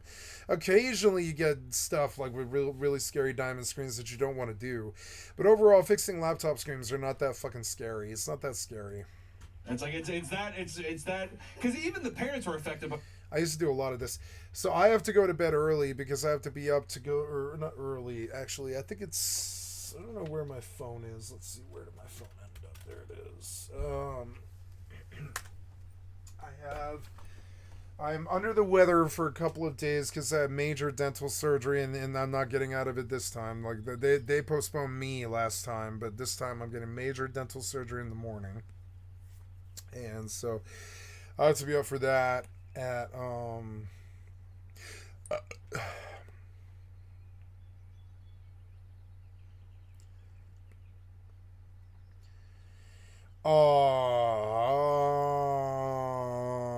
your Epic Games. Yes, so tomorrow I have a dental appointment with dental surgery because they postponed on me last time I went. They only did my deep cleaning. They didn't do my actual permanent crown and my back left molar. That's at 9 a.m. tomorrow, so I have to get up at 8:15. And I have to be in bed at like 10 or 12, which is in 12 hours. We have time here, but only because I had to get up early today to go see my PCP. So I can tell you, I'm sorry, this evening I'm going to be drunk, and tomorrow I'm going to be drunk, and the day after I'm going to be drunk. It's going to be like 3 days of just slow stuff like this, where I just watch videos and I drink and stuff. I don't know why, but I'm just out of it for a couple of days. I don't really feel like walking. I just feel like lying here. Some days it's like that, and I've learned to embrace it. If you fight it and you go against it, I get a malaise of the soul, where I'm like, why am I trying to feel better when I just know that lying here is what's going to fix it? And it usually is. But too, because kids be like, it's broken. You broke my heart here. I really need this. I was planning my entire summer around this and stuff. Yeah, literally, that's the reality of it. Like when summer hit and you had a Red Ring, you're like, oh my God, I've been planning my entire summer around this PlayStation and it's not working. What do I do? And you freak out. You consider robbing the game store. You consider like Craigslist scams, all kinds of things. It's like being a fucking drug addict and not being able to get your fix. It's exactly the same thing. Well, You had to pack it up and ship it back, and they'd send you a new one, and that motherfucker. Yeah, like in that motherfucker. The Red Ring. At the Red Ring 2. Yep. Brutal, bro. Oh yeah, I forgot about that whole phase of it. So there was this period where we sent off all of our 360s, and we learned that that was the worst thing you could do, because then like 7 weeks later or something, you would get this Xbox 360 back that would work for a couple of weeks, and then just Red Ring again, right? And so, like, you know, and that was worse. Like, going 7 weeks without the system was worse. We all learned from that mistake. Didn't do that again. Error caused by the failure of hardware components, sometimes leading to startling errors like piercingly loud sounds coming out of your console. Oh yeah, I remember that. Oh god, sometimes it would make the most terrible sounds, like you were torturing it too. It was so weird. It was such a weird time. But like all of my life, I watched them steal from us since I was like 17 years old. I really don't like these people. I don't trust them, and I think they're mostly out to just steal our money. Now they do supply a product though. And that product, I'm addicted to it. It's a good product. Often it doesn't work. When that motherfucking red thing come up, and then the whole game. Yeah, I hear Snoop Dogg talking about it like it's you know, but this isn't a joke. Like everybody experienced this. It was really, really bad. Yeah, when that motherfucker went Red Ring. Be like, man, what the fuck is going on? We can't play. What's going on? We can't play Madden. What? On that too? It was oh my god. And in most cases, the Red Ring of Death would essentially break your device, and you could send it to Microsoft for repairs, but there was no guarantee that some error wouldn't happen. Look how expensive those controllers were, and how deathly serious people were about this working, and it wouldn't. And down the line, AKA, you can see him angry. Yeah, let me tell you, me personally went through 4 of them. I'm not even joking. I sent 3 of them in. The 4th one finally stuck. But by the time the 4th one came in, they did the re-updated one to where it had like the touchpad power button, and those were great, and they were cheaper. I felt like a real dingus. He's talking about the Xbox 360 Elite, and the Elite was smaller and had a better controller, and I liked it more, and it wouldn't Red Ring. Doing that. Other gamers started figuring out how to fix their consoles at home by employing absurd methods, like putting the motherboard in the oven or wrapping it in a towel while it overheated. That was my brother. He started. Yeah, do not wrap your 360 in a towel, you fucking idiot. That would make it far, far worse. Fix your Xbox 360, and then you just throw it in the oven. Well, so what, did it work? Why? What temperature was he throwing these bad boys at? 450 on broil? Microsoft responded to the non-stop reports of hardware issues by extending the warranty and sending an empty box through UPS to customers so they could ship it back for repairs. A move that ended up costing Microsoft over $1 billion. I remember going out to the curb and like meeting the UPS guy and looking in the back of the UPS truck and seeing wall to wall, you know, Xbox. Yep. Returns. Yeah. Fuck them. You think it's a joke? It's not. It's not a fucking joke. Like like robbing the game store was not a joke to me. Like, if you fuck me, I fuck you back. This is one of the reasons, like, I don't get fucked a lot. They can see it in my fucking eyes. I'll take it to that place. I'll take it to that fucking place.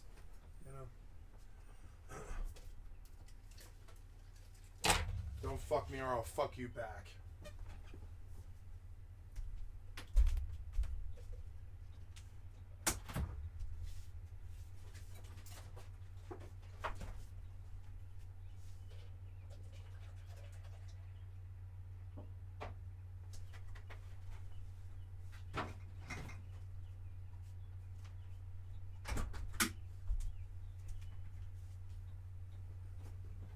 I didn't tell, when I did the game store robbery, I didn't tell my friends, I didn't tell my family, I didn't tell anybody I was planning on it. I did it like 3:57 in the morning or something like that. That was all planned.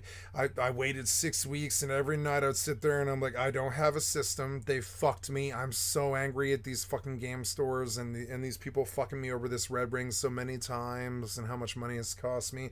I'm working full time, like after school, not full time, but part time after school as much as possible, and it's still not enough money to get a new console, and I'm addicted to Grand Theft Auto 3 and I can't get it, and I really, really want it, and I was frustrated by this, and eventually I just busted into the store one night. I was like, I'm gonna just take it. I'm just gonna take it.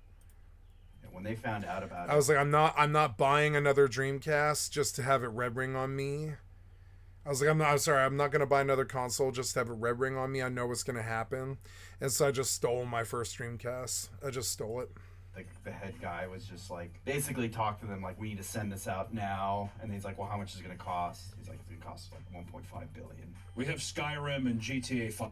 Which, to them, that's like, you know, that's like a June. They lost like a June. They probably lost like a month, you know, that's like a month to them. But, you know, it's still, you know, it's better to lose a month of like profit than your whole company.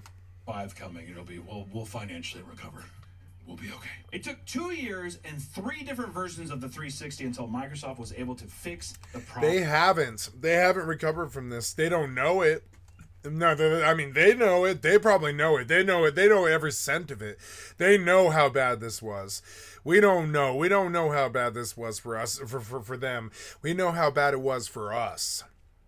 And so we know that they never really gained their market, like, what would you call it, like serenity ever again. We really don't like I don't like Microsoft. I had a friend ask me, my friend Jed yesterday asked me about the new Raspberry Pi update and if it's better than Windows and stuff like that, and that doesn't surprise me. I don't have the answer, but but I mean, that doesn't surprise me because they're looking to try and get away from Windows, and this is because all of our lives we watched Microsoft fuck us in the ass. And we're sort of done with this. And that might be really bad for Microsoft. We don't know how bad it is. I'm willing to use the Xbox app. I'm willing to pay for it. It's the only product of theirs that I've been willing to touch for like 25 years or something. I haven't bought a Microsoft game or product in so long now. Since the 360. Because of the Red Ring. Permanently. Maybe not even permanently. I'm not going to put permanently on it, actually. They pretty much fixed it. The Red Ring of Death was such a huge issue that an estimate of over 50% of the original run of Xbox 360s have died so far. Contrast that with its competitor, the PS3, having only a 10% death rate. Still kind of high. Yeah, I was going to say, the normal, like, percentage is 3 to... When you saw the Red Ring, what they're not talking about is also the psychological effect of it. It had this terrible psychological effect that I've never really experienced since. The minute that you saw a Red Ring on a console, you got this sinking feeling by the second Red Ring, right? You don't get it the first time because you don't know what it is. But by the second time you see that Red Ring, you're like, oh my fucking God, this company fucked me again. It's going to start breaking down after 4 hours every time I play it or whatever. And sure enough, and that's exactly what happens. And you're like, oh no, everything I suspected coming happened exactly as I thought it was. And it was exactly as bad as I thought it was going to be. And it just fucks you over. You see it coming, and then, you see the first Red Ring, and then sure enough, within 4 months, your console's dead. That's why they call it the Red Ring of Death. It means that your console will die. It's not like it's going to recover. That console is going to die. And so it had a very futile feel to it. When you saw it, it made you throw your hands up. Like, why did I ever invest in this in the first place? And I'm sure they had the same response as developers. They were like, why did we release this at all if it was going to cost us about as much money as we made just to fix the problems that it caused, you know? And the whole thing had a sense of futility of it, like almost a wasteland of corporate malfeasance, you know, and I hated them. I was doing stuff like ripping off the game store because I hated them and everything they did to me. And that was, you know, one of my earliest memories as a teenager was ripping off that game store. It's weird. 3 to 5. So even the PS3 is just like, they're lucky. They're like... Yeah, like the PS3 for some reason did not Red Ring, but all the rest of them did. Yeah. All the had was resistance, like... But they paid more. They paid more. They paid like $150 coefficient, though. PlayStation 3 was too expensive. It just was. It was like $529 starting or something like that, or $629, I think it was. Something I forget. And it was just, you know... The Resistance franchise, they're just like... Aside from the main console, there was also another great failure released by Microsoft around the same time, which we could just caveat because it was a 360 product. We're, of course, talking about Xbox's Kinect. Xbox just seems like such a worthless company, dude. Microsoft just drops the bag so much on so much shit. Yeah, you hear him, yeah, and you know, like, this is a nice guy. This is a lot nicer guy than me. He can have his asshole moments, but this guy's a lot nicer than me. You can see what his appraisal of, and you begin to understand that even the nice people have a really, really, really low view of Microsoft, and none of us are really sure why this company still exists. And I kind of want them to die. I've been fucked by them so many times. I'd be okay if Xbox died. I don't really care about them. They look for they want loyalty from us. I don't have it because you guys fucked us. You know? They have no exclusives anymore. Well, that's why they just buy up like Bethesda. They buy up game studios, and they're just like, so you can still release it over there, but you guys are cool with us, right? And Todd Howard just like fucking, I don't know, jacks off into a cup, and he's like, eat it. I don't know. I like to imagine that the no, he said it well. Either clubs or they're just like, we're gonna play a game of Limp Bizkit. Do you know what Limp Bizkit is? It's not just a fun band name. It's where like the guys in college, everyone off into a cracker first, and whoever finishes last has to eat it. That's what the Xbox execs and the Bethesda team do. We're thinking about doing Fallout New Vegas again.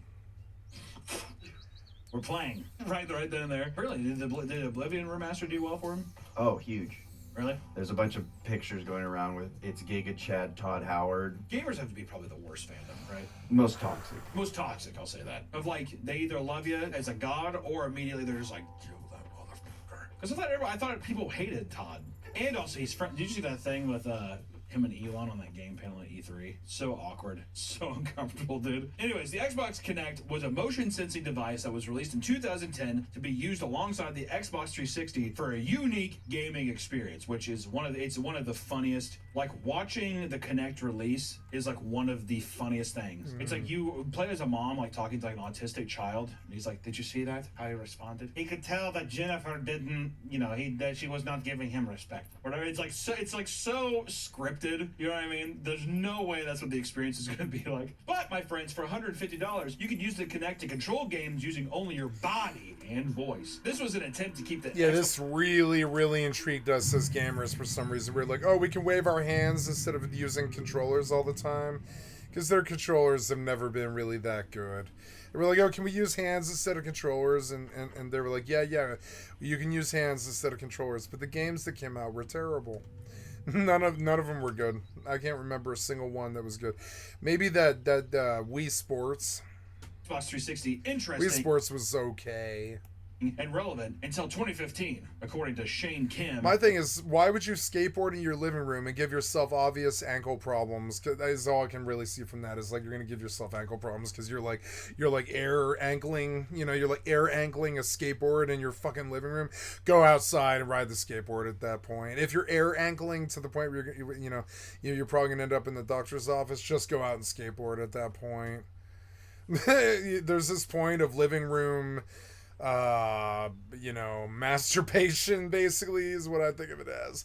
There's this point where living room masturbation sort of like what you can do with your home setup is just so convoluted that you may as well just, it becomes so convoluted that you may as well just go outside and skateboard. And I've been thinking about doing stuff like Final Fantasy 11 fishing with a Wii remote, so I can do it with my hand. I can be like, oh, tilt left, tilt right, tilt left, tilt right, tilt left, tilt right, and do real fishing, and reel. And I realized at that point that you may as well just go fishing. It's about as much work. The former vice president of Microsoft, I like how they're just like, we just gotta hold off. We just gotta hold off until 2015. But at E3 in 2009, Microsoft unveiled something called Project My. And we were all sort of dumber back then, and we didn't know how corporate people could just sort of take advantage of our weird desires. We had this weird desire that the Xbox somehow makes us skinny again after playing the Xbox for 20 years. We're like, oh, can the Xbox make us skinny? And the answer is no. The Kinect did not do that. I mean, there's, people that just exercise anyways. But no, the Xbox, you're not going to lose weight playing the Xbox. No. Milo that demonstrates its capabilities. This tech demo, which was suspected to originally be its own game, essentially allowed you to interact with a 10-year-old AI child named Milo. It's one of the funniest things ever. Hi, Milo. How you doing? Hi, Kat. You okay? Actually, I'm a bit nervous. You? Nervous? I don't believe it. The character was built to respond to your words and gestures. Oh, come on. Constantly updating its personal dictionary in order to stimulate a lifelike and constantly evolving companionship. Raising a child is what it was trying, is what Project Milo. Which you can make a lot of money. If you could convince women that they had an AI child that required like attention and focus and training and all this, you can make a lot of money. In the same way that you can make a lot of money selling video games to boys as opposed to them going out and killing each other with guns and stuff, right? You can also make a lot of money providing surrogate experiences to women to nurture digital things. The developers in charge bit off.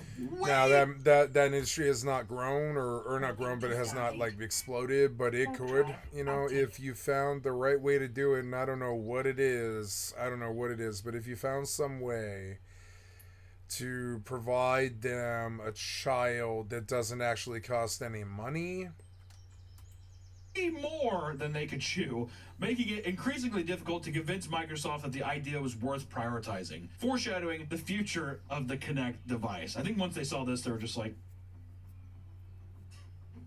uh-oh. Millions of Kinects were purchased, but the games released at launch to utilize the controller were incredibly lackluster. I'm pretty sure there was one that was like a riverboat ride where you literally just do this. You just lean and you just go down a river. More than that, the device was another example of Microsoft's shoddy hardware, often not responding to voice commands. Yeah, like the 360 itself couldn't even handle the current games on it. And they were like, this Kinect game is brand new and it's going to have all these cool functions and high frames and everything. And we're like, but these other 360 games that we're playing right now, today, don't have good frames. Consistently. Hype for the Kinect. So they like try to act like it's gonna like the Kinect. Yeah, they tried to act like the Kinect Star Wars was gonna be like this, and we all sort of like laughed at them because we all know what the 360 was actually like. Here is a good example of what Bad Company is a good example of what 360 looked like, right? And I'll remind you, so that this was just not our experience. They would say the experience was going to be like that, right? But then you would go and play a game on the 360, and you would realize that no, this console couldn't possibly have this crazy Kinect Star Wars experience. Shut up, you. Yeah, and then like you can see the graphics and stuff, and you're like, oh, okay, like this is probably one of the better looking games on the console too, sadly. And you know, yeah, and you're like, okay, and you're like, I know what the console's capable of, and this is what the faces look like, and then they show you this. And you're like, oh my god, I could be in Star Wars like that, really? And you get this big video game boner, and you see this kid having the time of their life trying to be a Jedi, but it's all acting, basically. And you're like, oh my god, but it's a lie. It's a lie. We still can't really do this. We would. Down incredibly fast, but Microsoft wasn't ready to get rid of it yet. Nope, and this is all acting. This is not happening. Showcased at E3 2013. Nope, this game did not exist. Understand, if this game existed, even today, this would be considered like modern graphics. And so that's like, it's just some tech demo. It's a tech demo meant to make it look really, really good. And after a while, we were just like, you liars. When do you not lie, you software developers? You're such fucking liars. You're full-blown liars all the time. Act would be bundled with it and required to be... Yeah, and then you're like, okay, this is my experience of what the console looks like when you play it, and then they're like, here's what Kinect Star Wars is going to look like. And you're like, no, I know what this console looks like, and this console will never look like that. Plugged in at all times for the console to operate. He's got like a trash can lid for a shield. Which is kind of funny. I don't really see a problem with that. I thought the Kinect actually did have a cool capability of like, can it shoot a laser at my body? Can I use trash can lids as shields and wooden swords as swords? And it's like, you know, and I thought maybe it was going to be rudimentary like that, but I also thought that could be cool. Like, will the game translate that I'm wearing a sword or whatever? Can I use it to slash at people like Zelda? Who cares if it's a fucking foam sword or whatever? My shit where I think at the other end they were like selling people's information or whatever. When the Xbox first came out, they realized that the thing is always, because I think it's LiDAR, it's always on. It's always on. It's always like shooting out something. Yeah, it's always shooting out some laser, which also, like okay, this is tinfoil hat, and I don't really agree with it. But my stepfather believes that these cell phones, like he was looking into Faraday cages for a while. Because he believes that these cell phones give cancer, and that, you know, it's what's wrong with my generation and stuff, and all these other problems and stuff. It's weird. Like, I don't know if he's right, but he does believe these things. People are just like, oh, you're gonna spy on me in my home. Yes, and they were. And they are, well, yeah, and these cell phones do spy on us. They don't spy on us, but they do listen to us when we talk. Like, I can be like, hey Alexa, open my phone. And while I don't have Alexa on and listening, there's no real difference between it on and listening and when it isn't listening and stuff. And so, and you'd be surprised. I had a really bad experience recently where I was like talking to somebody in the real world, and my phone just picked up and was like, "Would you like to know?" And I was like, "What do you mean?" The phone was like, "Would you like to know what it is I asked?" And I don't remember what it is anymore, and I was like, oh my god, were you just like listening to us? And the phone doesn't answer, but the answer is yes, the phone does listen to you. It doesn't record you. I would say I don't believe it records you unless it's told to, and I don't believe it's told to. But I mean, like, you know, but I do believe it does listen to us all the time. I think the cell phone listens. Microsoft was definitely doing that. I don't think it records. I think it just listens. It listens for Q commands, requested. And stuff. A ton of backlash from users. Yeah, that's what 360 looks like. No interest in the Kinect, and on top of fear that the device was recording people for the purpose of targeted advertising, which it was. It definitely was. Yeah, Microsoft this is still the case. Yeah, this is still the case. People for the purpose of targeted advertising, which it was. This is still an opinion and not a statement of fact, yeah. It definitely was. Microsoft, yeah, like it definitely was kind of like they do listen. They don't have like I don't know, they're not stealing info. They're just trying to build a consumer profile, which you can't really blame them for. They're just trying to reach their customers. They're trying to build a consumer profile. Backed off, removing the... But the console itself is designed to do that. It's designed to send info back to the mothership about what games you buy. The need to have the Kinect operating at all times. Still, the console bundle caused the price to be $100 more expensive than the competing PS4 at the time, which began affecting sales months after its release. And eventually, they gave up on forcing the Kinect onto consumers, and they sold the Xbox One without it. Yeah, eventually they were like, this was a massive failure, and all this purple stuff in the store has to go away now. This was a terrible idea. Or not, it wasn't a terrible idea, it was just terrible execution as usual. The console didn't have the power. They went a generation early for some reason when we all knew that the 360 just did not have the power to run Kinect. Now, PS4 started to, and yeah, they did do the motion sense, and PlayStation went through the same exact thing that Kinect did with that motion sense thing, where they were like, oh, we got this PlayStation PS Plus motion sense thing. And later and it failed because, yeah, I'm not so sure motion is needed for gaming. Dedicated parts for it, and by 2017 the Kinect was discontinued completely, which I think the peak of the Kinect was JonTron did a video that you use the Kinect for like a Star Wars dancing game. Oh my god! That was hype. And then also I'm pretty sure the absolute pinnacle was that. Wow.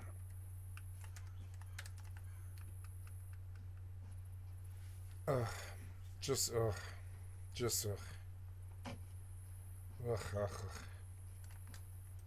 He used it in Paranormal Activity 4. That's it. Maybe you could have made a good game, I don't know. Instead, you just had people clowning on you the whole time. Even though the Kinect was a complete failure for playing video games, it found a new lease on life when it started to be used in 3D scanning, motion tracking, and even CT scanning in hospitals. I love that it's just like the laser is so powerful that they're just like, let's just... I don't want to be in a riverboat, just give it to me. We can like actually help human beings. Now let's talk about a console that had a launch so horrific that it completely disappeared off the face of the earth. This is my favorite failed console of all time. Of course, I'm talking about the Ouya. One of the funniest Kickstarter campaigns of all time. One of the funniest CEOs to overhype it. My favorite clip is that one where it's I feel like I'm just saying a bunch of Crow Cab clips. But she was right, though, and they were right, but they were just early. And in this business, you can't be early. You have to be on time. They were early. She was right, though. I'm doing right now Mortal 2 on GeForce Now for perfect frames, and I've got a controller sitting right here that'll sync to my cell phone instantly if I just press the power button on this Xbox Xbox One controller, and suddenly I'm controlling my new world character across all my consoles, all my things, across on my PC, on my cell phone. I can get it 120 frames no matter what. If she was right, she was just about 5 years too early. If she had waited, she would have been fine. Ouya today could do so fucking well. I mean, not anymore because it's sort of been dominated by the big boys now. But I mean, like, yeah, if you were to provide like a GeForce Now service and you told the kids for $75 you can get connected with 120 frames per second on a tablet or something like that with a simple tablet holding device for your controller called Ouya. And you can have any game on the market at 120 frames in your pocket if you want. They'd be like, oh my God, and how much? And they're like $75, and they jizz their pants. And so Ouya should have been big, but I mean, it wasn't, and it could have been. Okay, first off. And she was hyped because she was right. She was right. Here I am enjoying a lifestyle like that now, and I understand that they're right. It's a great YouTube but I channel. understand that the hardware wasn't good enough back then, even 5 years ago wasn't good enough. The internet connection wasn't really good enough 5-6 years ago for that sort of thing. The the world's internet connection wasn't really that good. A bunch of us were probably still too young. There's a lot of problems that. But I just love the part where she's just like, we have a touchpad on our controller. No one else does that. And the guy's like, the PS4 has it. And she's like, true. You're right. Our controller has a touchpad. You're not going to find that somewhere else. Yes, you are. The reality is the new PlayStation does have a touchpad. PlayStation 4 controller has a touchpad. That's true. That's true. It's awesome. The Ouya was a big deal back in 2013, as it was one of the more popular attempts at a console that wasn't just. But they swung like 14 years too early or something. Yeah. To the big three: Sony, Microsoft, and Nintendo. Effectively, we're trying to disrupt an established industry. Good. It takes a lot of guts and courage. Well, I wasn't a female, I say big balls. It was a totally new endeavor, one that aimed to create a high-quality console for an affordable price while still giving a solid selection of titles from indie games to major publishers. It was also a big gimmick of theirs was, if you have the Ouya, you can try a game before you actually buy it to see if it's worth playing. Yeah. Let me tell you, the storm clouds were already forming. The Kickstarter video boasted a console that uses Android open source technology that encouraged developers from all over to put their games on their platform without having to jump the same hurdles as you would going through established company. Right? I would still like this. I would still be okay with this. I would be okay with Android stepping in and kicking these fucking software developers' asses up and down the goddamn block because they charge too much money. They're like, I don't see why they can't be like, here's Oblivion remastered in UE5 by us. It's the original game, but it's, perfect and all this. Instead, they have to like hire some other company to port or something like that. And it's weird. And like eventually the AI will be in this place where they can just like, they're like, oh, you like Rust? Here's Rust, So you wouldn't have to like pitch the game or get funding. Here's Rust 2. Game studio, blah, blah, all this stuff. You could just make it and put it right on. Because I think a lot of indie developers, you have to like make a deal and there's like exclusivity stuff. Like there's a bunch of stuff that actually gets tied into indie game development. I'm struggling to stay awake because I had to get up so goddamn early and I was up late. And I may take a break here and just lie down in bed. I don't know. We'll see if I can make it, guys. I might just lie here and watch Papa Meat on channel. Who cares? For consoles too. Even I think Steam, they have a new program where you just pay $100. But before, I think it was an exclusive. You still had to go through like a process. Yeah, probably some giant process. Here, have someone from another YouTube video talk about it. Package. Within 1 month, on Kickstarter, the Ouya was backed by 63,000 people and made around $8.6 million. But that wasn't all. Which won't do what they want to do. Eventually got... What they wanted to do is like a $1 trillion business. And they managed to raise like $10 million, and it was just a scam. $15 million in venture capital funding as well. In total, they were looking at $25 million. Which is like 1/100th of what they need. In total funding. Yeah, like for what they wanted to do. Make the Ouya, to make the dream. To make the Ouya happen. There's got to be somebody with an Ouya tattoo out there. Can we, Editor, put up a picture of an Ouya tattoo if you have it? Bro, brutal. Would you rather have like a full neck and shoulder, like late 90s tribal tattoo, or would you rather have just a tattoo of an Ouya? I think I'd do the Ouya. Really? I think it'd be really funny. It's just like Gone But Not Forgotten or some shit like that. Ouya was aiming to release later that year for only $99, which is crazy. Things would take a sharp turn during... Right, there it is, that $75 price tag that I'm talking about, yeah. Where they're like, oh, here's a console for $100. Fuck the other consoles. They've been fucking the poor kids for too long. And they're right about this, and they should have the dream, and I still have this dream too. I have this dream now, which is like, I buy the Xbox One controller. I'm not a controller gamer anymore. But I buy this Xbox One controller. I buy this $9 adapter so I can like fucking slap my cell phone into the fucking controller like this. Like, look how long this fucking takes. It takes like 5 seconds. It's annoying and it's not very natural. But it takes 5 seconds, and then I'm up, and I've got my fucking console right here. This thing is better than a PlayStation 5. It's better than a fucking Switch. It runs like, you know, it runs like better, higher frames, 120 frames per second on New World. I can do it right now. I can fire it up like while we're sitting here. I will. It takes no time. I do have to connect to my network, which will take a few seconds, but that will take longer than connecting to GeForce, honestly. Yeah, here we go. Well, no, I mean, GeForce is slow, and I'm already in GeForce. Oops, cancel. I forgot that I'm playing Mortal 2, so I can't do this. But, I mean, I was already in and fixing to come in on Mortal 2 on my cell phone. This now... Somebody could sell this concept. But nobody has the vision for it. I want to sell controllers that mount perfectly, that have perfect slider things, that like do like connections to GeForce Now by pressing a button or whatever, that just, you know, just completely streamlines like a kid's approach to gaming. Like any kid that wants to get into it, like 8 or 9 years old, give them a cell phone thingy, right? And let them connect to GeForce Now. And so NVIDIA should be running some kind of thing like Ouya. And I think they wanted to. They called it Shield. And Shield should have been bigger than it was. Shield was the answer to a lot of these problems. I remember the Shield, and I believed in the Shield. I had a friend who was really into the Shield, and he bought one the day it came out. And I understood that. I didn't have the money, but I was like... But I understood the desire. I was like, that'd be a cool tech to kind of get into early, yeah. He liked the Shield, too. He was like, yeah, at my work, they've got a really solid, like, Wi-Fi internet connection for... Because he was a security guard at a mall. So he was like, yeah, I have internet, like, all day, and I'm bored as fuck, and I sit in this office, and I ignore my job. And he's like, yeah, and I like to sit on the NVIDIA Shield. And yeah, the Shield is not the worst device out there. Keynote interview at South by Southwest. My God, she's got the executive thing. She's trying to be fucking Todd Howard, and she's like smiley, but she's not an actually happy person.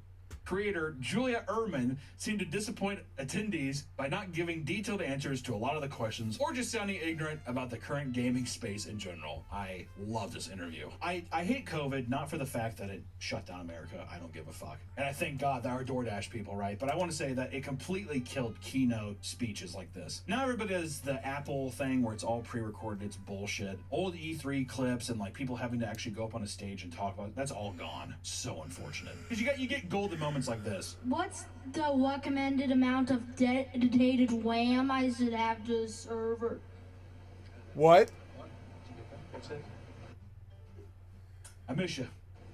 amount of dedicated RAM I should have to serve.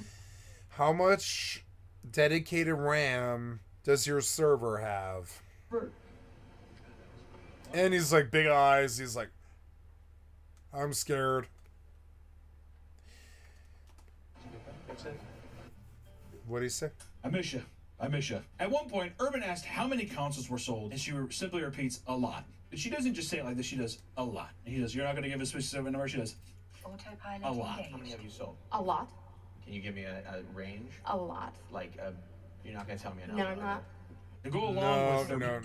mission to disrupt the gaming industry, Ouya Park hosting an unofficial Ouya booth across the street from E3 to promote itself to anyone, which is just so cringe. You want to go to the Ouya booth? No. In response, E3 organizers began renting out spaces around the parking lot that Ouya would be operating in. They then parked loads of semi-trucks all over so they would block the public from seeing their booth, which is just so petty. What? It's so petty. It's like the thing is $30 million in funding, and it's like you are dealing with trillions of dollars inside. They're just like, yeah, cover them up. Cover them up. Hide the hornet's nest. Which actually Urban retaliated by renting spots in front of the... Oh no, she's on meth? She eventually spent all the money on meth. You can see it. She went from oh no, like normal freaky CEO to like methed out Hitler CEO. Oh no. Trucks for more Ouya advertisements, and E3 even called the police to have their permits checked, which was unsuccessful. How petty, dude. Honestly, Urban kind of him around right there, didn't she? She big beaved him. She flashed her beeve and she said, mine's bigger. Gotta like it. No way we can put that in the video. Okay. When the consoles finally delivered to customers and tech reviewers, it was immediately met with an underwhelming reception. And underwhelming, it was horrible. I mean, like, really bad. The games are... Yeah, it's just because when you think about it, all it really is a crappy controller and like a connection to a cell phone. That's all it really is. But I mean, it is not a bad concept. Terrible. I know people were shitting on the games because they were all just like basically flash games that you would find on the internet in like the 90s or something. But it was like all the controllers were terrible. The box is just, it was just all so cheap. By the time the Ouya had slowly lost hype and grinded to a halt, they had only sold 200,000 devices, and it was discontinued in 2015. And the services and it never did load a single game. were all shut down in 2019 to anyone still using the product. But there's one, the Ouya guy with the tattoo. No! Ouya! What if could he just be like, can I just buy the server? Like I play my Ouya forever? If they were like, we'll sell it to you, I'd be like, give it to him. Give the man the server. The next one we're going to talk about is less of a console and more of a service. Nevertheless, it was one of the biggest gaming flops in recent history. Yeah. And I'm talking about Google Stadia. Yeah. Have you heard of Google Stadia? I remember Stadia. I'm asking the viewer, have you at home? The person like eating like ramen watching this, they're like, yes. I did some Stadia. I am going to turn up my heater and open my door. I'll be right back.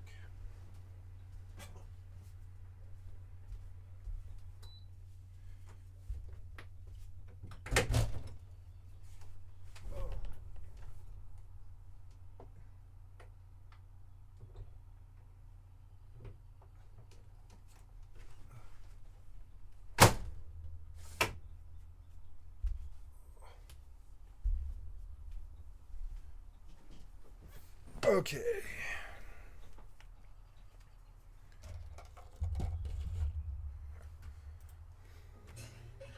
Okay, well, good, because you're here. Google Stadia is a streaming platform that was announced in 2019, and it promised users that it would be able to play the newest AAA titles in 4K 60 FPS on any device that could run Google Chrome from a TV to a smartphone. That sounds made up.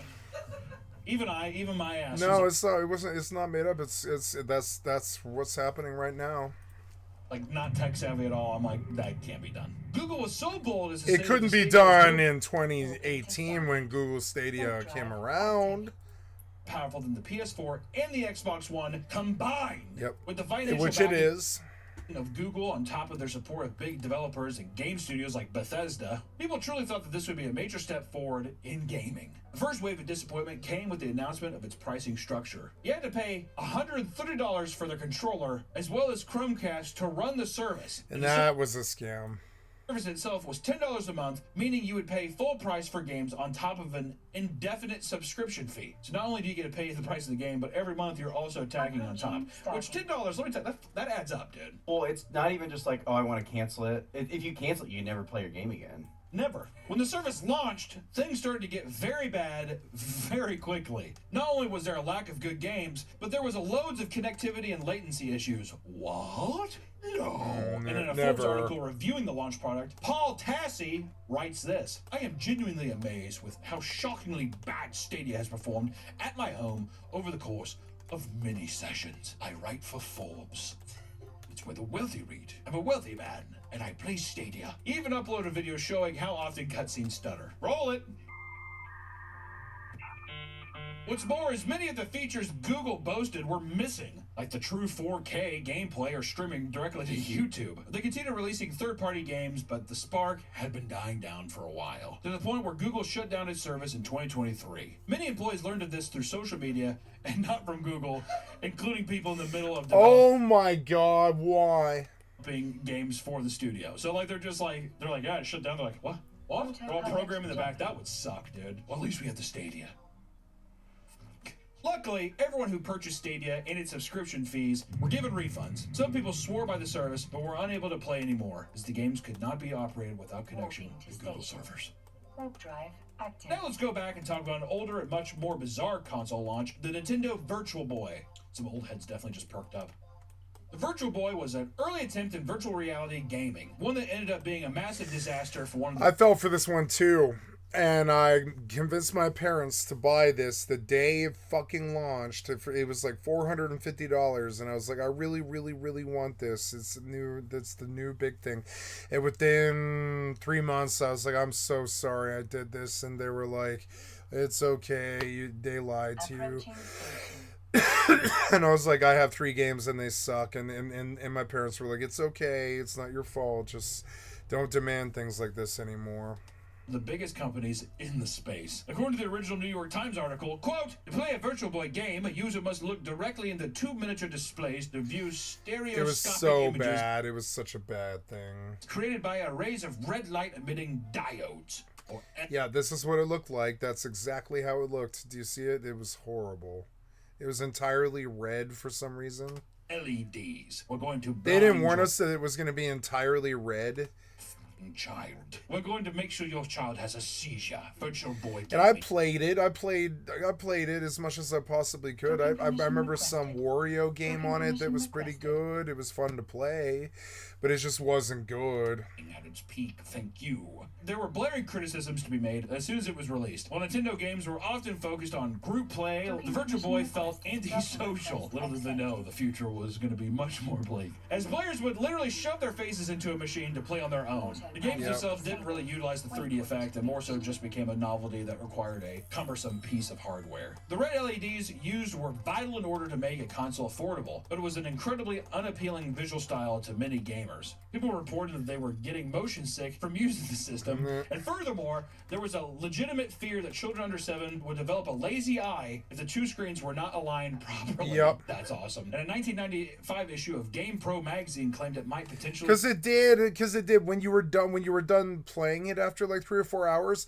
your right eye would like start to go off in one direction. It was so weird. It was a weird feeling. It caused permanent brain damage. There, that Wario game was actually really fun. It was a good Mario platform game. I beat it a bunch of times, but it was also the only game on the goddamn system. To play the Virtual Boy. The device cost $180 and was quickly lowered to $160 and then down to $99 after its release in response to poor sales. Only 770,000 were sold, and the negative response pushed Nintendo to discontinue the product after 6 months. When we can talk about a unique type of console failure, it's normal to see celebrities push their brand by selling products, like many celebrities do with alcohol nowadays. I feel like every celebrity has an alcohol. A lot of gin, too much gin, some tequila, mostly tequila and gin. That's a big thing. thing. But how about a celebrity that tried to sell a game? You know, when you think of the history of gin, like, I don't know what the history of gin is, but I think of it as like a mint julep, essentially.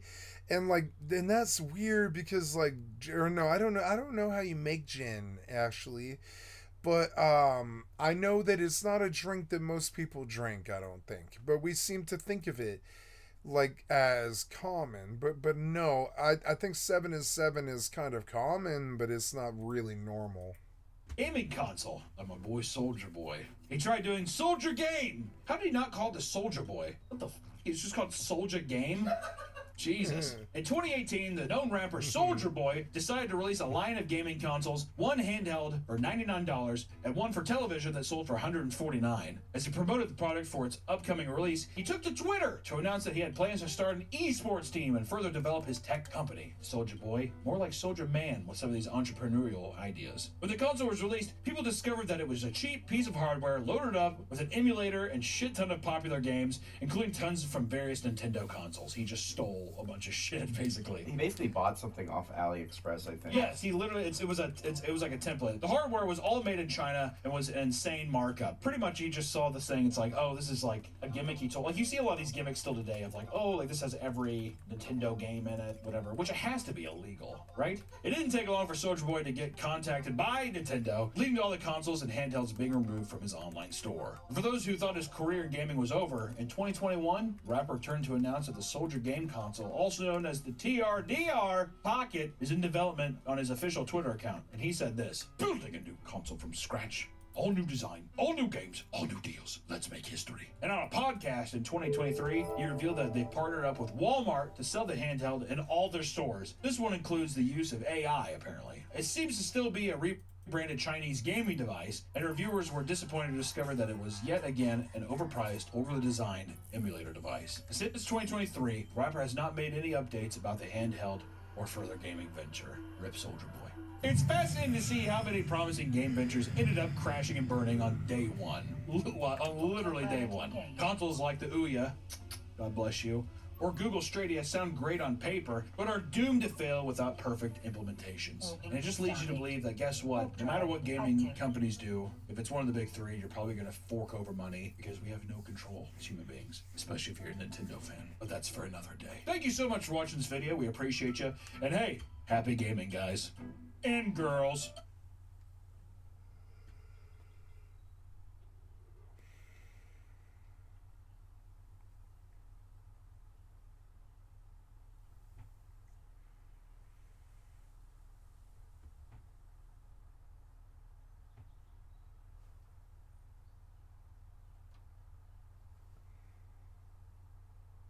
Approaching Stargate. There's a revolution happening in this region of Africa. Between August 2020 and July 2023, the quartet of Mali, Guinea, Burkina Faso, and Niger all saw their respective governments overthrown. I can't understand what he's saying, and it's so annoying. It's me, not them.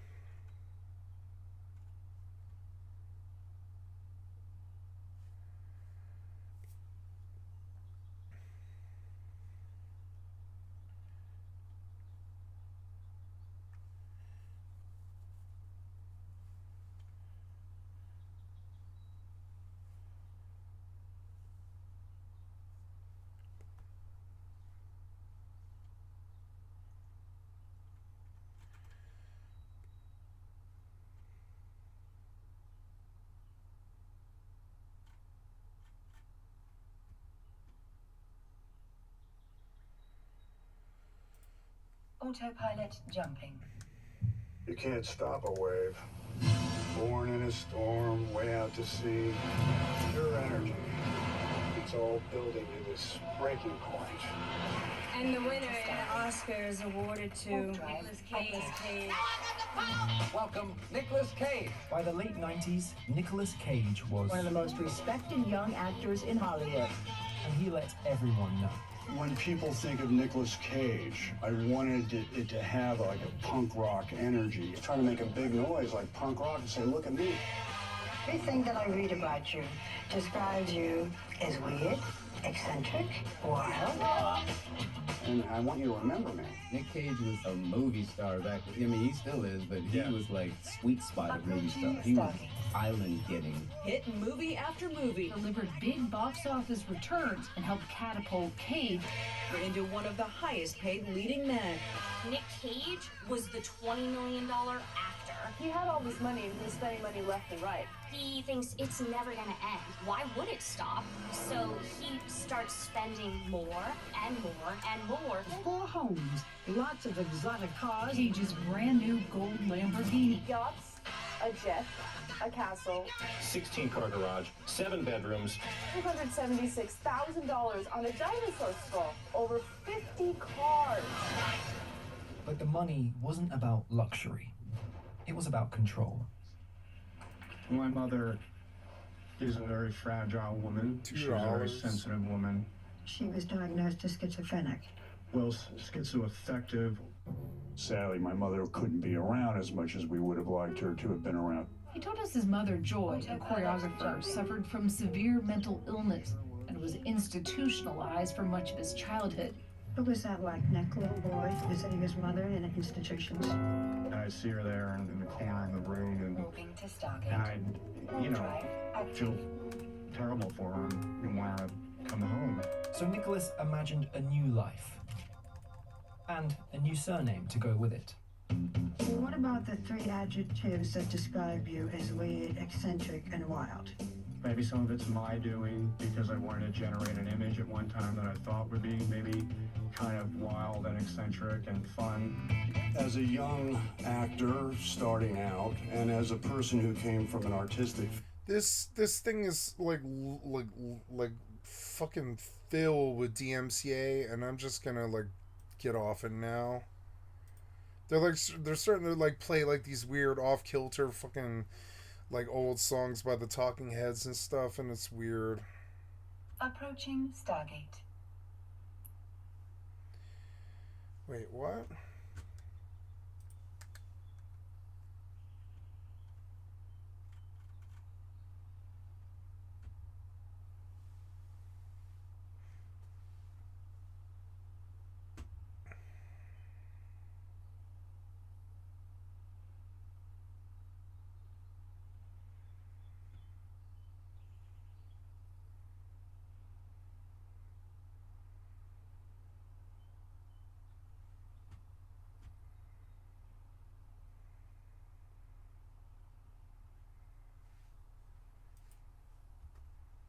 Weak men have got no place in this new world, believe me. You're either going to be a leader or a follower, and it's okay to be either one, but you have to choose. There's a magical power amongst men, which has been forgotten and lost. When you put enough men in the same room, there's a transference of energy that makes... They'll kill each other. If you put enough men in the same room, they will absolutely kill each other. You can count on it like you can count on the sun rising tomorrow. I mean this, and I'd stake my life on it. Yep, if you put enough men in a room, they will fucking kill each other.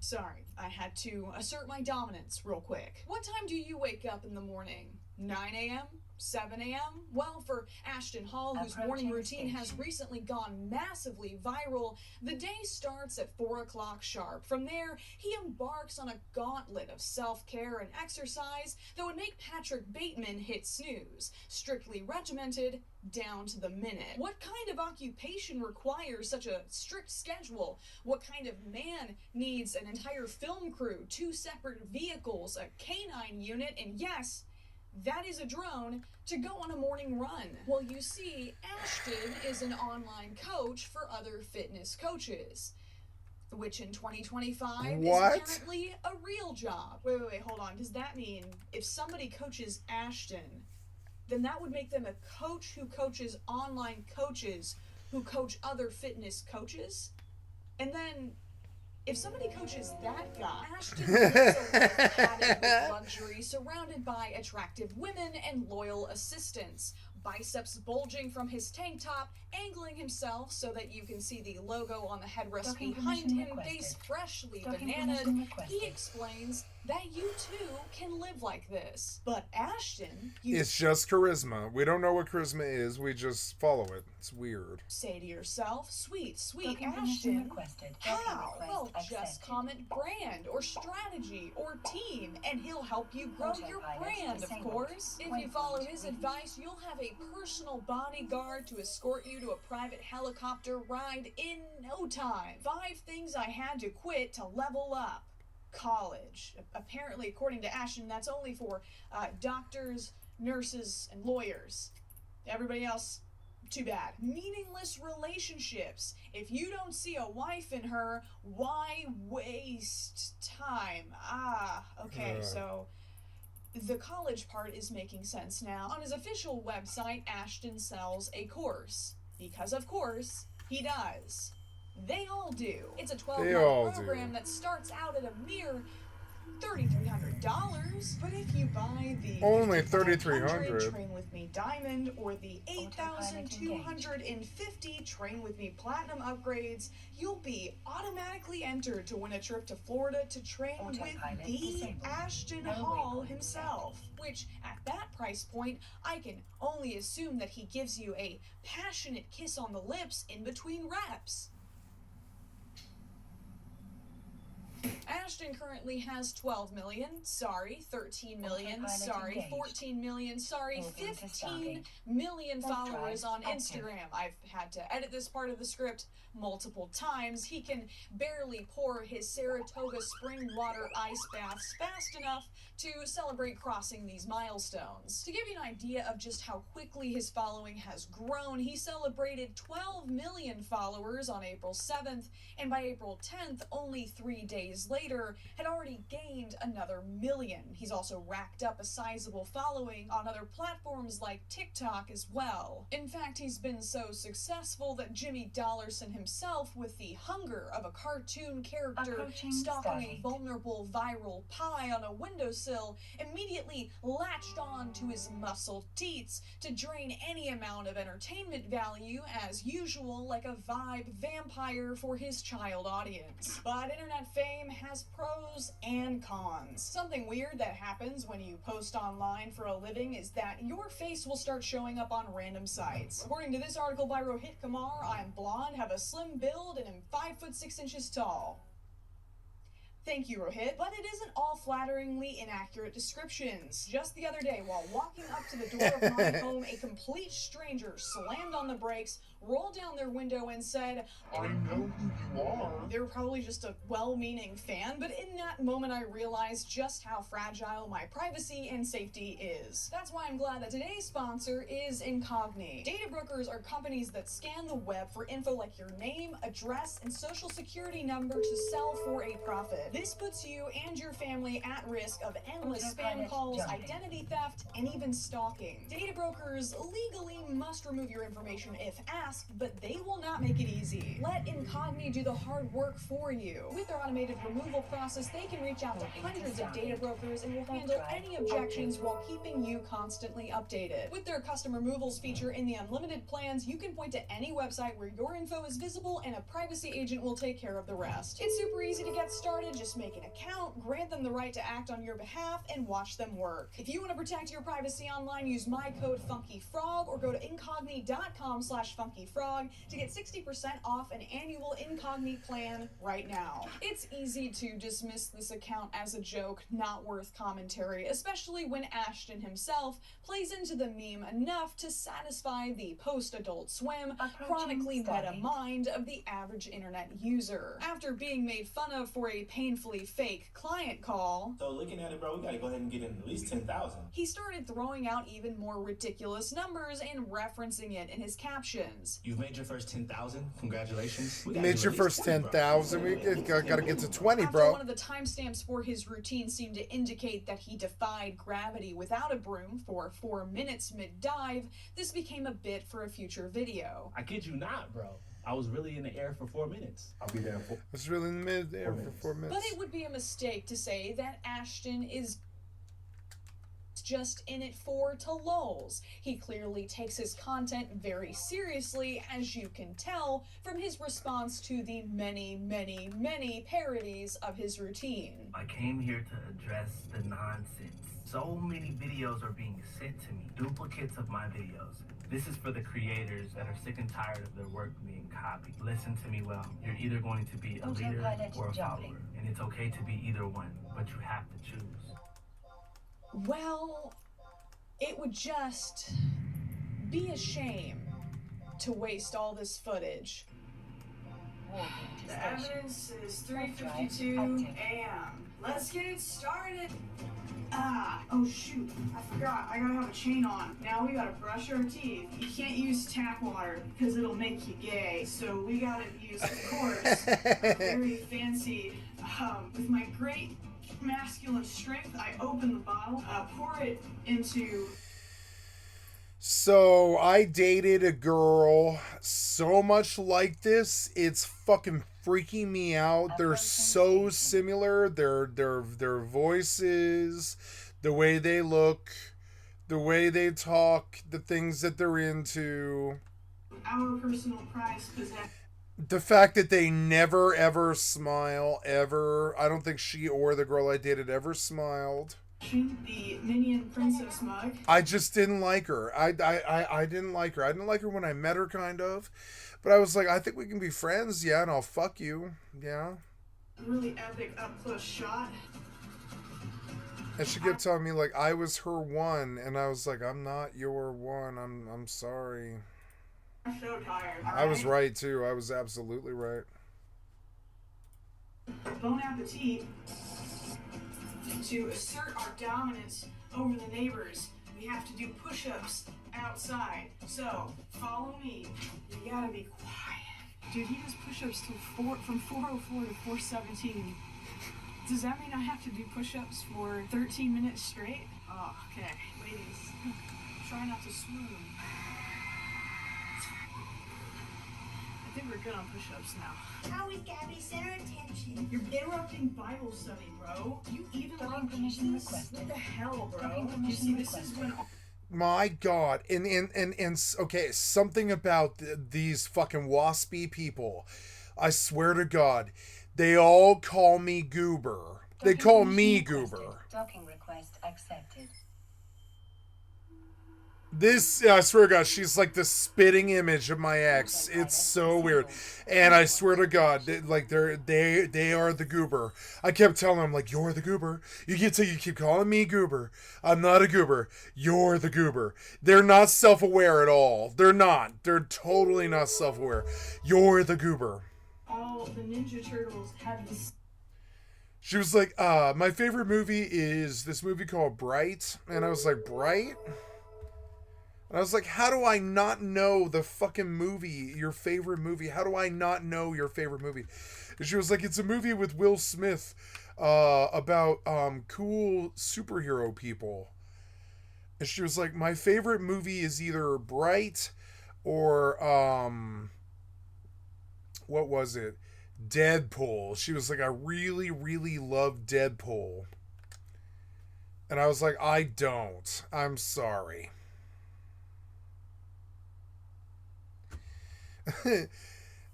I'm sorry.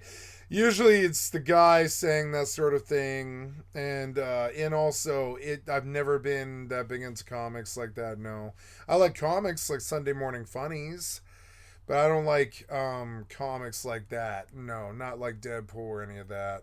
Same color bandana? Hex, you're not paying attention. Hex, you're not listening to me. My God.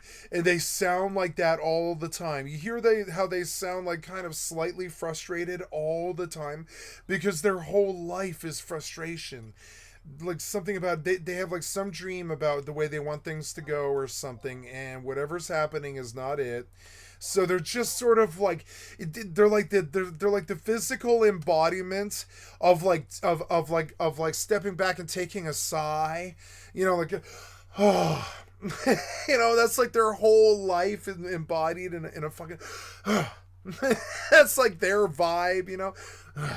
Slight frustration, things aren't going the way I wanted to, and so they tell you about their whole day and everything that they do and all the things that they did when you were gone, because they're often like extremely anal. I'm gonna censor his butthole. He's violent. He's committing acts of violence. I gotta meditate on that for a second. My God, she's so much like my ex. It's bothering me. I really didn't like my ex. It's so annoying. I did, but I didn't. It's weird because I was, several times she kept. We had this fight where she was like, "You keep telling me that you don't find me attractive," and she was like, "Do you have any idea how fucking painful that is for me to hear and how much pain it causes me?" And I was like, "Yes, I'm sorry. I don't really know why we're together. I don't find you attractive." And she was like, "Have you ever considered that you might not be that attractive either?" And I was like, "Yeah, I mean, happens all the time. I would call myself a 4." And she's like, "You're not a 4." And I was like, "Yeah, but call myself like a 4 or 5. Yeah, no problem. I know I'm not attractive. That's okay. But there's a problem when you're not attracted to the person. You seem to want to build this relationship where you're going to fawn over me and dawdle and toddle over me through our whole lives or something like this. But I don't find you attractive. I don't find this girl attractive either. I would fuck her."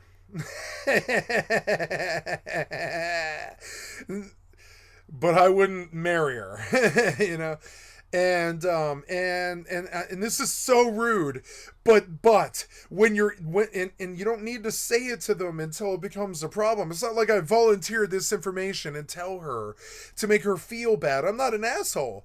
No. When it comes down to it, she's like she's like, you haven't come home in 4 days. And I'm like, "Yeah, I don't care. I'm out working. I don't care to." And she's like, "We kind of have like a relationship and you're like living with me and you haven't been home in 4 days." And I'm like, "Yeah, I don't care." I don't care. And she's like, "We have this big thing we're doing and you're not really participating." And I'm like, "No, because I don't really find you that attractive. I don't really know why we're dating. If you recall, you asked me when I met you if you were like with me and we were dating and I got you high all the time, if you want a relationship." And I said, "Yes, I think that's an okay relationship. Sure, we can use each other. I'll get you high. I'll use you for an apartment. We'll have sex with each other. Okay." Right? But I was like, the minute somebody better comes along, you have to understand I'm probably just going to leave you for somebody who I really actually want. And that's exactly what the fuck happened. Cloud Candy came along and I was like, "Nope." And these are high quality women. They have problems, but they're high quality women. And I feel bad. And I swear to God, they all have this fucking tell. When they're an actual goober, they will project the word goober on you. And then when they're doing it, I will inform them how much I dislike it. I will tell them I did it with Zelly, I think. It was insane. Who I believe is still believed to be a dude, but I don't know. Who knows? I really don't know. I don't know. It's the internet. Who the fuck knows? I have no idea. I thought I detected a voice changer. I'll tell you that I detected a voice changer. I can't prove that. I don't know. I still don't know. And I don't care. And that's the thing. And Zelly wanted to start this thing where she called me goober. And I was like, no, you're the goober. It's why you want to call other people goober. But you are the actual literal, like what's the definition of goober? We don't really know. What is the definition of goober? Because it's such a weird word. And I've never heard that word. I've only ever heard that word used by old women from Iowa to describe their farmer husbands. It's such a weird word. It's like a peanut or a foolish person. Yeah, it's like he was snagging on a sack of goobers, right? A goober is like a peanut, right? It's like a peanut. And so I when old men shrink down like little peanuts, we think of them as goobers, right? But then there's like then there's the pejorative goober, which is like, oh, my little goober, you're so foolish. And I'm like, no, I don't think I am. I don't think I'm foolish like you. I don't think you know what the word means. I think you're calling me some word that you don't understand. If you do, you don't understand how it's insulting me, right? Throughout my dating career, I was set up with some goobers and stuff. But see, like this is a goober. This is what they look like. You can tell from the bad perm to the terrible glasses to the terrible nose ring. Like, it's a goober. This person is a goober. Like, that's a goober. They're like, it's not foolish isn't correct though. I'm talking about some sort of like almost like a slanguage term, or like a slang dictionary maybe. But there's also like the street term for like goober, which is like somebody who's like simple, foolish, or amusingly silly person. I am an amusingly silly person, I suppose. And that's probably why they call me that. But I would call it moments of brevity. I wouldn't really call it being a goober. Like moments of lightness, I will make a joke or make something silly, and I do have a really, really weird sense of humor, and I am a weird freak, eclectic person, and I am silly and I am weird, and so I guess the word does fit. But it has all of this pejorative sort of sense to me that I don't really like. And they hit me with it, and I'm like, no, but that's you. The way you dress is silly. The way your piercings are silly. Your bad perms are silly. The glasses are silly. The jobs you choose to do are silly. You guys are the goobers. And I really don't like being called that. I don't like being called that. It's come up a bunch of times before. As she's like this, I swear to fucking God, I could pull out a picture. It's in my drawer. I've got a picture of her in my drawer and stuff, of her and her cat. They always have a cat. They always have a cat or a snake or something like this. And they're like, and they're adorably autistic, and they're like dorky. That would be the word. And so they like to call other people dorky. They're like, oh, you're a dork. They love to call you dork and goober and stuff like this. But I mean, when you look at this person, and you can tell by looking at this girl, she is the spitting image of my ex. She is the dork. She is the goober. And I don't like that. I'm the one who's been chased by the police 7 times, thrown in jail 14 to 28 times. I forget what the actual number is. You know, the one who wants to blow up the Lindsay Flanagan courthouse because they put me under 10 years mandatory minimum sentencing. There was the time that my ex-girlfriend shot up Hep C and AIDS right in front of me, or the time that the man tried to kill me with the circular saw. Do you view these things as being delightfully foolish, or is this some kind of devil's cabana boy come to earth like Damien to set this place on fire? Does it sound like a dorky goober from the burbs who has bad glasses, bad piercings, and badly permed hair like you? You know, a rube is another word for this. Goober or rube. Rube is another word that I use. It's really nasty. And I used to I think I only got to call her rube like a couple of times, but I was like, no, that's like a rube. Yeah, but also I think of these people as a rube. Like, I swear to God, when I think of that joke from The Simpsons, wallet inspector, these are the people, okay, if I were to walk down a street and I had a cell phone and I was recording a bit, and I'm not trying to be negative or try to bring this person down. I'm just trying to call it, like, it's almost like a societal profile, right? Or like a, serial killer profiler type deal. I'm running a profile on this person, and the first word that pops is goober, because they are delightfully silly or whatever it is. They're like an amusingly silly person. Their bad perm is silly. Their bad glasses are silly. Their frame of voice is, I'm sorry, her tone of voice is so annoyed little sister that it's like you know she has to be an annoyed little sister of somebody. It's just weird, and you can hear it in the voice. Their voice is dorky. Write something profound here. It sounds like a nerd but it's a girl, and it's weird to hear dorky nerd girl. It's art. My God, it's exactly how my ex sounds. It's so weird, and they are goobers. They're such weird, silly people. The day I met my ex, she was like, "I'll fuck you if you give me drugs," and I was like, "You're so weird. You're so weird." They are weird too. They're weird. They're goober weird. They're weird.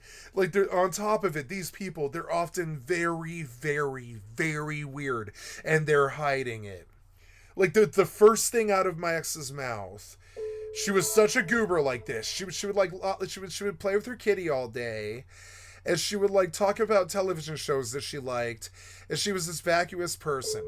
Her favorite rapper was NF, which really fucking bothered me on a number of different levels. And she forced me to listen to NF all the time, and she was really, really bothered that NF wasn't my favorite rapper. And I'm like, I'm sorry, but like, make some good music, and we'll talk, you know. And she was like, no, I was having this fantasy about how we were all going to fall in love with NF for the rest of our lives together and listen to NF on the radio all day, every day. Like some kind of terrible fucking Sarah McLachlan like ritual from some kind of 13-year-old cutter girl who cuts herself or something. And it's like, no, I'm not going to sit here and listen to NF with you all day on the Pandora. No, I'm not going to do that, no.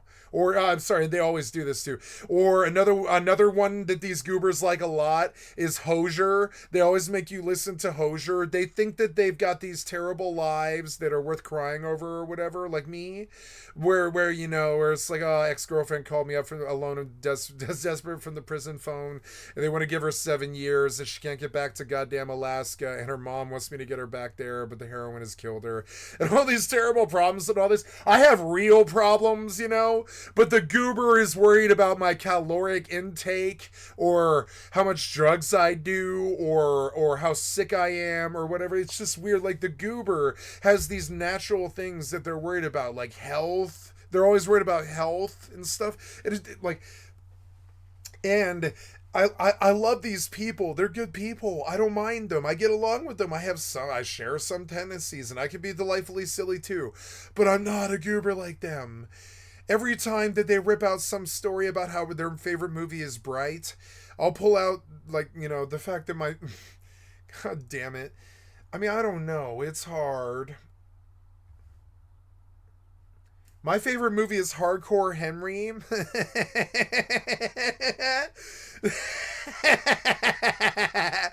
they're like, oh, really? And it's like, and I'm like, yeah, it sucks, but it's true.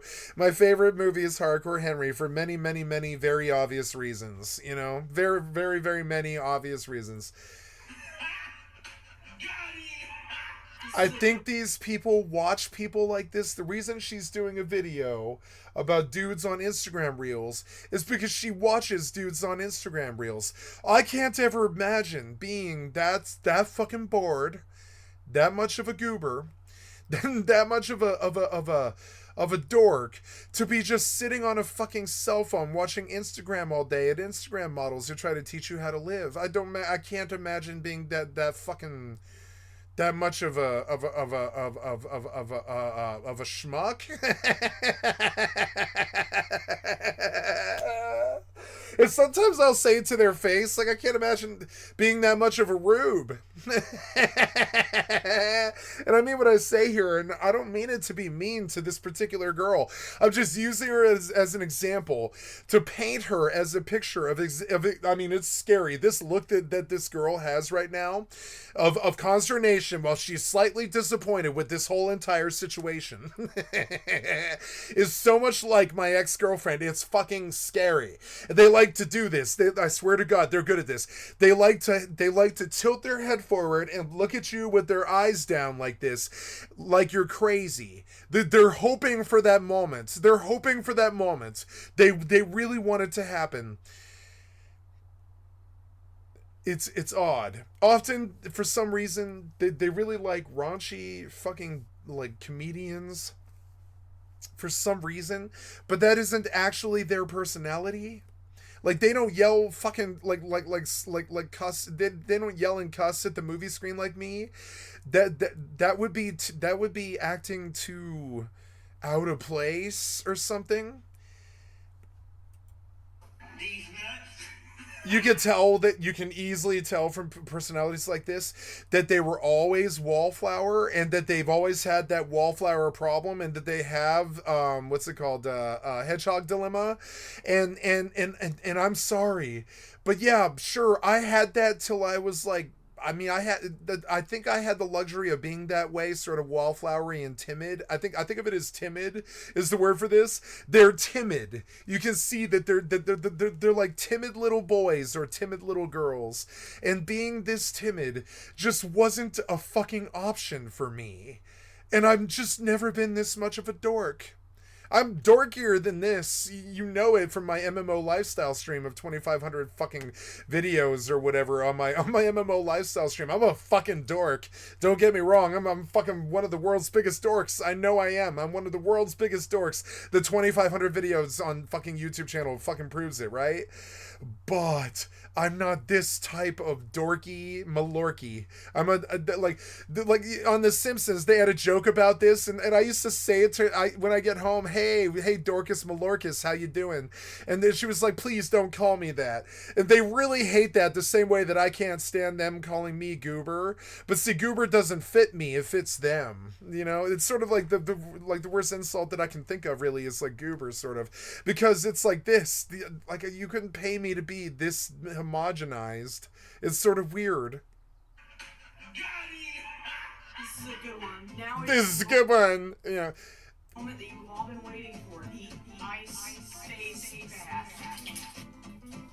Yeah, that's the shot. Notice that when they seem to be smiling, they actually look angry to me, but you can't tell. They're actually telling you some story, and they're like, and they'll make a big deal about laughing. They're like, right in your face, like they'll act like they're struggling to breathe and stuff. But no, all of it is acting, and I swear to God, if you really look in their eyes, they don't have emotions. If you look. Do you see how this person doesn't really have emotions? My ex didn't either. I didn't want to call her a sociopath because I can see them experiencing tears of joy and stuff like this. And you know that they actually feel emotion. They're not sociopaths in any way or form. They're just Dorcas Malorcas, whatever that means. I don't know what it means really. It's Goober, whatever it is. I don't really know. This is actually Goober. You know, I think Zelly asked me what I thought Goober was, or at least I definitely volunteered my opinion. And I was like, I don't know, but you know it when you see it, like schlock. It's kind of like shtick or schlock. It's kind of sticky and schlocky when you see timid, like timid Dorcas Malorcas in the wild. Yeah, this is it. Now notice anger is something they do experience, and they don't fake it when they show it. They don't fake anger when they feel it, and they do show you that they get angry.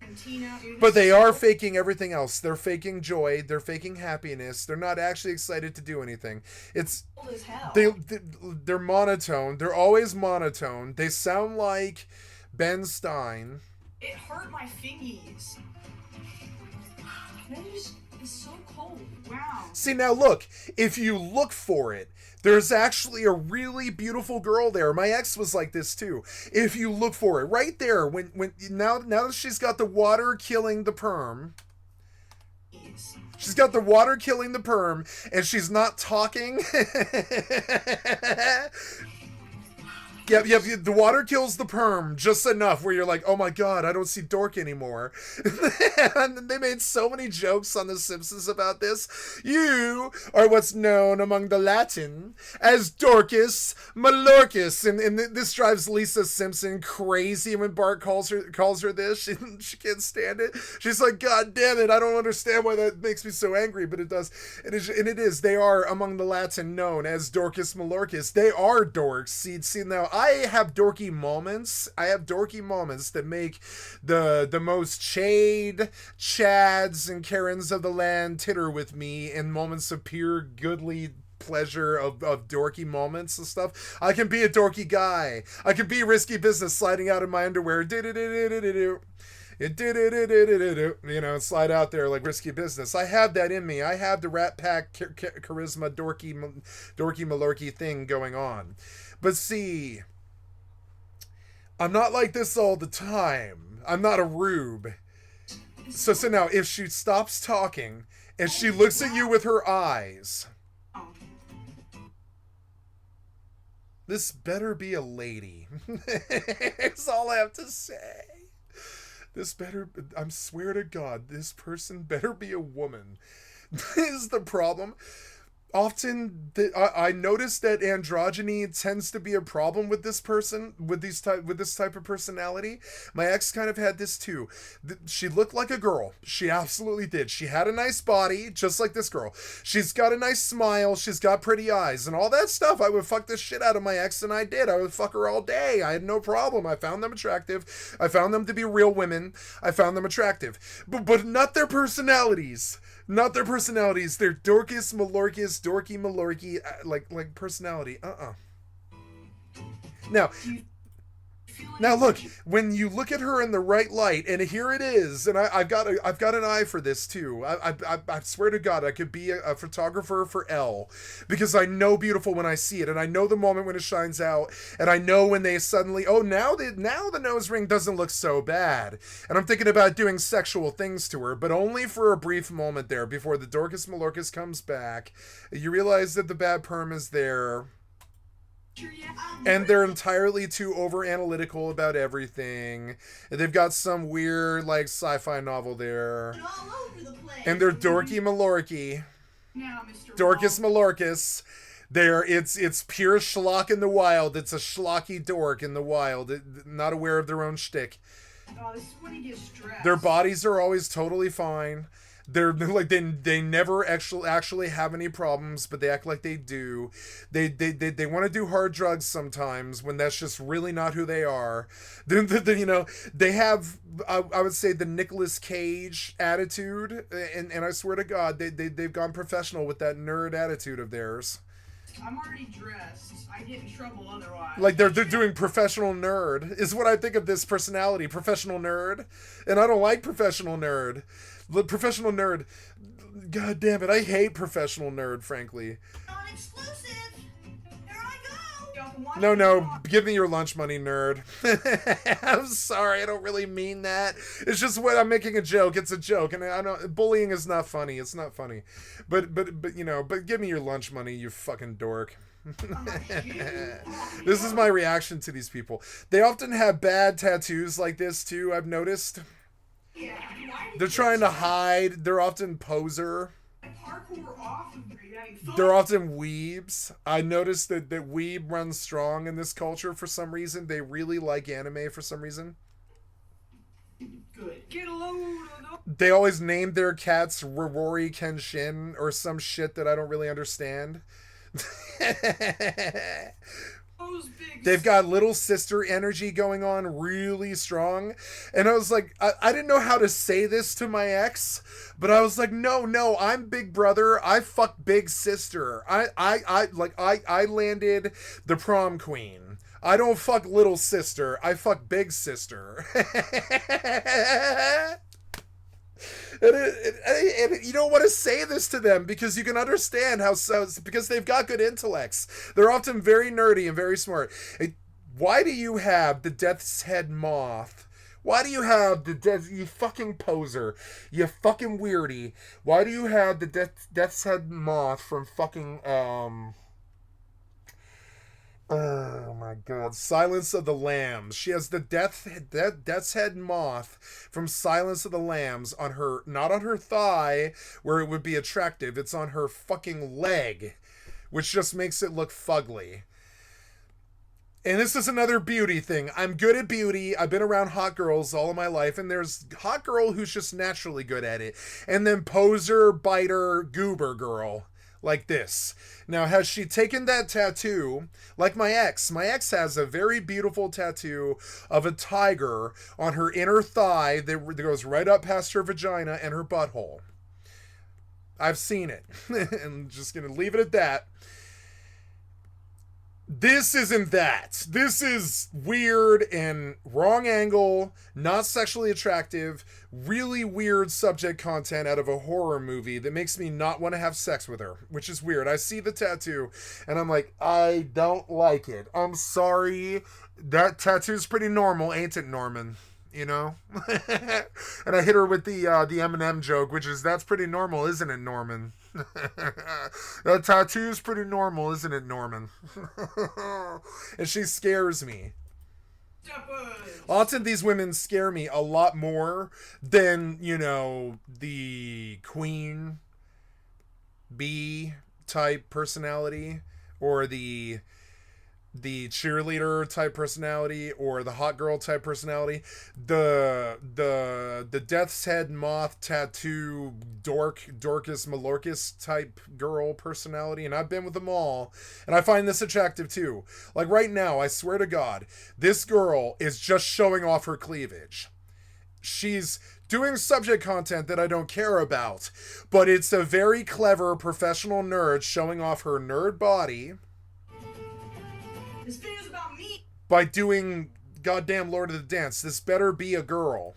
not him. It's looking like a dude. No! Ashton does not have drip like I do. Rainbow I think it's a girl. I think she's a girl. I can't tell. I don't do androgyny well.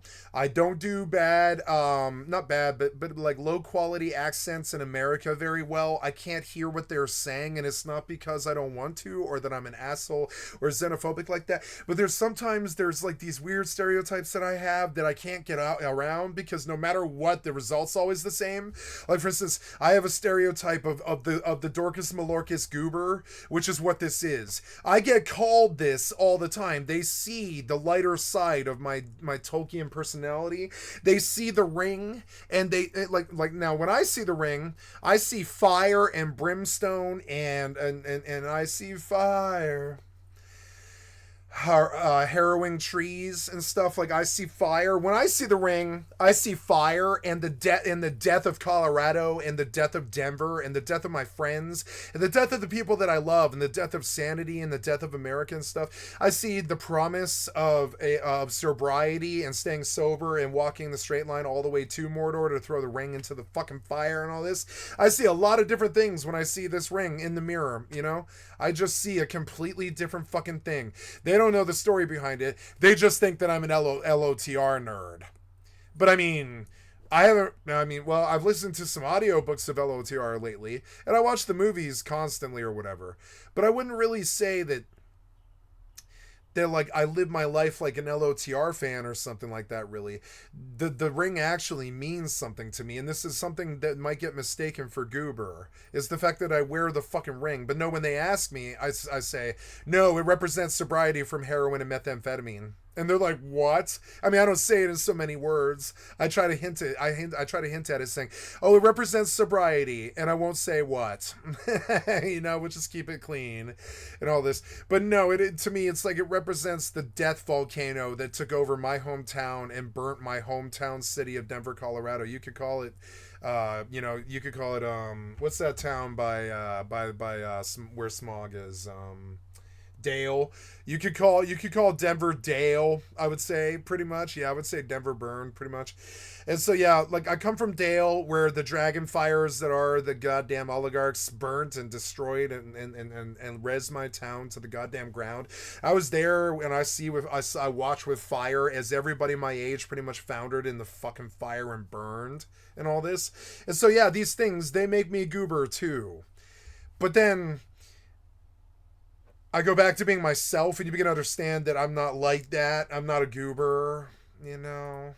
The star ring, the piece de la resistance, that's a little fraud. Everything I own, I can carry on my back, because I don't believe in physical possessions defining me. So while I can't carry my, 120-inch television or my smaller TV or my computer on my back, I can carry everything the fuck else that I own on my person. Because possessions just don't define me. Something that's true of the goober is possessions define them. I don't know why, but every single thing has a memory. Every single memory has a story. They're collectors of memories and stuff like this. And yeah, I like memories too if they're good or whatever. But I mean, I just don't do physical possessions like that. And so they're often showing you something that means a lot to them. And you know what my thought is that must be nice, Rube. Must be nice to have something that wasn't stolen from you. They're just not doing it like me. We got a packer fanny pack, like this cat, this Santa stress ball, a scratched lottery ticket that's been on the counter for, I can only assume, months. Notice how they don't really look like they're feeling emotion? Even Buster's gift card? Okay, even when they're having an orgasm, they are dead face. It's weird to me. I don't really understand how to live like that. How do they do that? Like, when I'm talking about them, I have this smile on my face because I feel like I'm being naughty and rude to them or whatever, right? I got this smile. I don't think... Oh, shit. I don't have an elevator. Beep, boop, beep, boop. She's acting. Ooh, adios. Of course, the one day when I took She's down- got a good personality. I like her. But she's a goddamn goober. Is the day that the treadmill is broken. The treadmill is not interested in doing anything above a gentle walking pace. When they are talking like this, they never ever change their inflection, and they always talk like it's just going to continue on forever, and it wouldn't matter if it did, because no matter how you talk like this, if you just keep talking like this, like whatever you're talking about is interesting, it doesn't really matter what you're talking about or if it ever ends. It just goes on like this when they talk. Today. Now we gotta do it the old-fashioned way. Alright, here we are. I can't dive, it's too shallow. I would be so mad if you're not recording. It's so cool. You wanna play mermaids?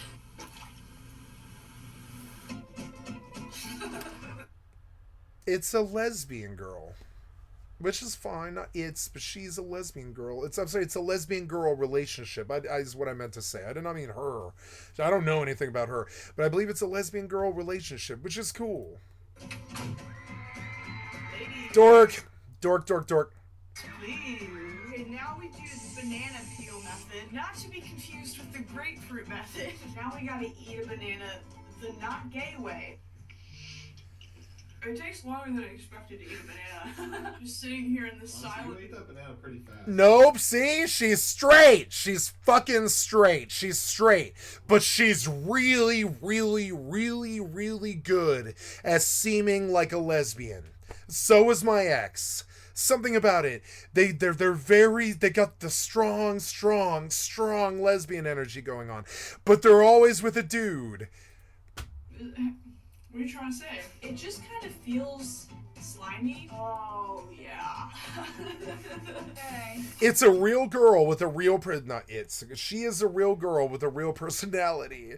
And I like her. But I don't relate to the dork energy.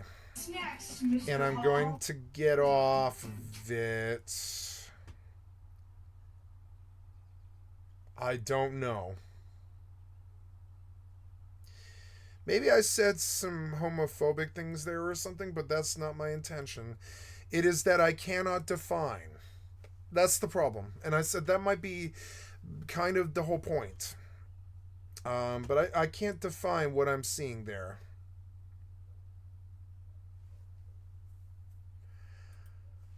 No, wait. This is a full documentary. I got to be careful about that.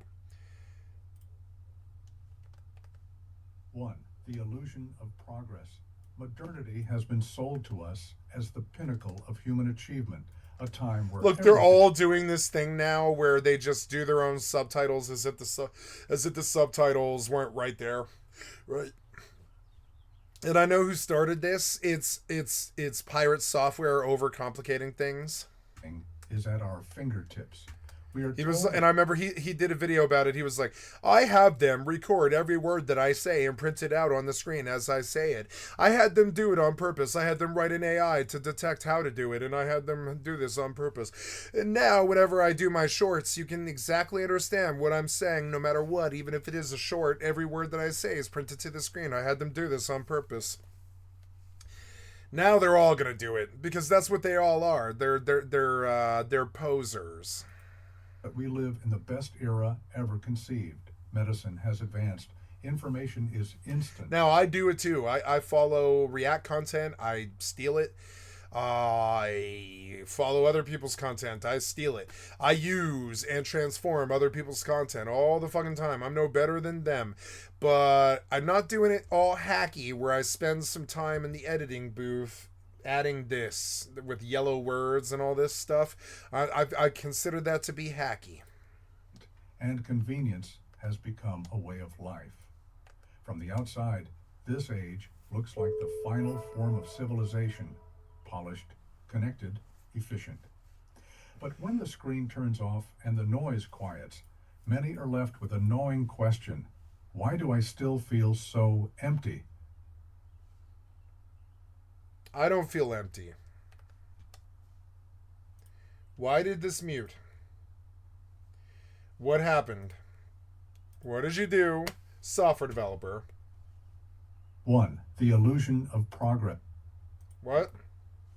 But when the screen, the final form of civilization, polished, connected, efficient.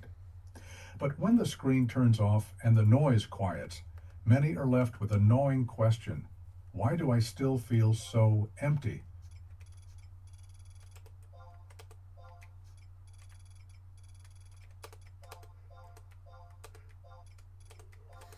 There, see? We measure advancement. Oh, it was the video. See, it's hacky. It was hacky and it annoyed me, and we're leaving.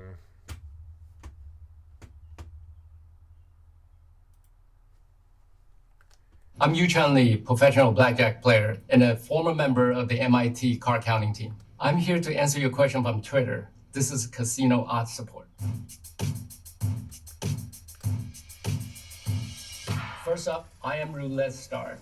What casino games has the best odds? If you don't have any skills, the best odds is by far Baccarat. You will lose about 50 cents for every $100 you put out. If you play for a long time, you still lose money. It's still the least amount of money you can lose if you have no skills. The best game out there... How do you play Baccarat? I've never played Baccarat. How do you play Baccarat? Let's go learn Baccarat. I don't know what Baccarat is. Isn't that the Asian poker or something? Is that racist? I don't know.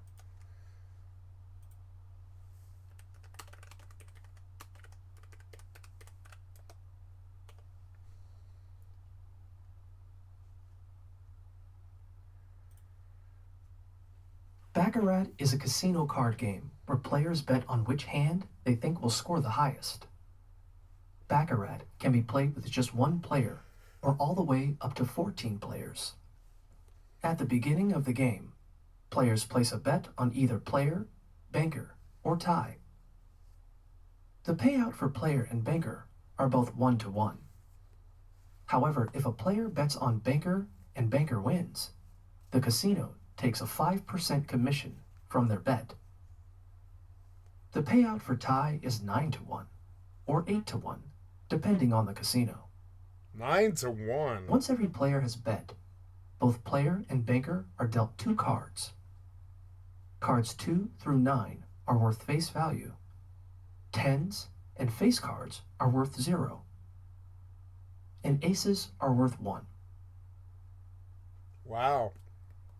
The values of the 2 cards in the hand are added together to determine the score.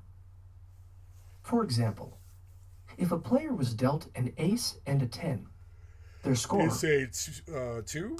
would be 1. Oh, I thought each one was worth 1. If a score is 2 digits, the left digit is dropped. Okay. For example, if the 2 cards in the banker's hand add up to 13, the 1 would be dropped, and their score would be 3. Whoever scores the closest to 9 wins. If player's hand wins, anyone who bet on player wins the payout. If banker's hand wins, anyone who bet on banker wins the payout. If player and banker tie, anyone who bet on tie wins the payout. Sometimes a third card will be dealt. If player's score is 0 to 5, they receive a third card. If banker's score is 0 to 2, they receive a third card. The value of the third card is added to their score. If either banker or player has a score of 8 or 9, both hands stand, and no additional cards are dealt.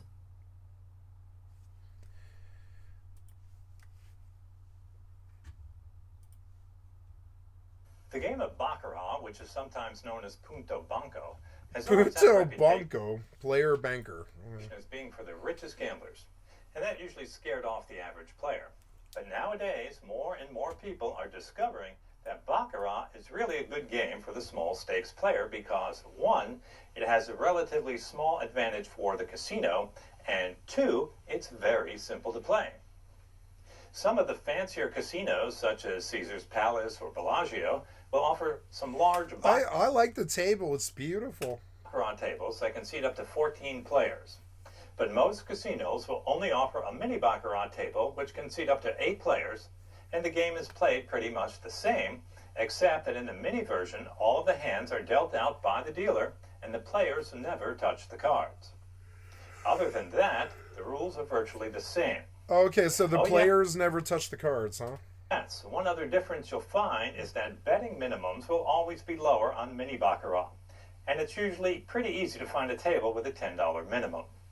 Now, as noted before, the game of Baccarat is very simple to play, and that's because the only decision you have to make is what bet you want to make from the 3 that are available: player, banker, or tie. After the players make their bets, the game begins, and two card hands are dealt from a shoe that usually contains 8 decks of cards. 8 decks. One hand is dealt for the banker, and another is dealt for the player. The values of the 2 cards in each hand are added together, and the object of the game is to have a total as close to 9 as possible. After the values of the first 2 cards in each hand are totaled, a third card can be drawn by either So that's 12, but it's actually 2, and that's 12, so it's actually 2. Player, the banker, or both. But the decision as to whether or not a third card should be drawn is not decided by the dealer or the players. It is only decided by the rules of the game. All of the 10s and all the face cards are counted as zeros, while all the other cards from ace through 9 are counted at their face value. Interesting. So a hand of Jack 6 has a total of 6, 10-4 has a total of 4, 10-7 has a total of 7, and Ace Queen, which would be a great hand in blackjack, only has a total of 1. The other thing about adding the cards together is that no total can be higher than 9.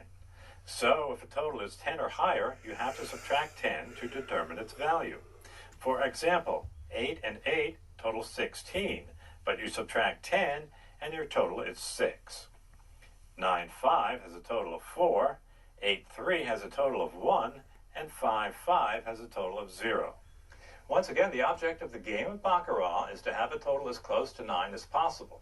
So, after the first 2 cards are dealt, if either the player or banker hand has a total of 9, then that's called a natural, and that hand is the winner. If neither hand has a total of 9, then the next best possible hand is a total of 8, which is also called a natural, and that hand would be the winner. If both the player and the banker end up with the same total, then it's a tie, and neither hand wins.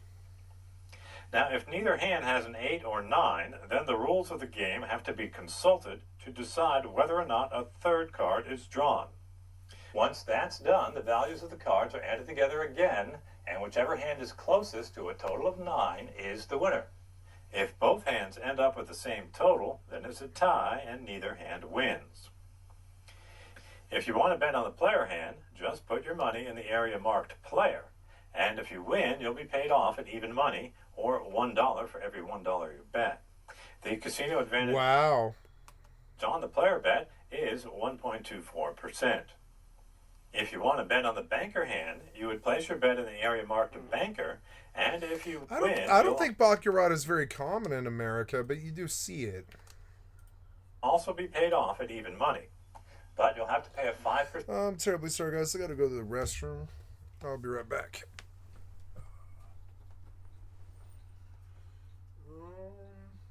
Where are my shoes?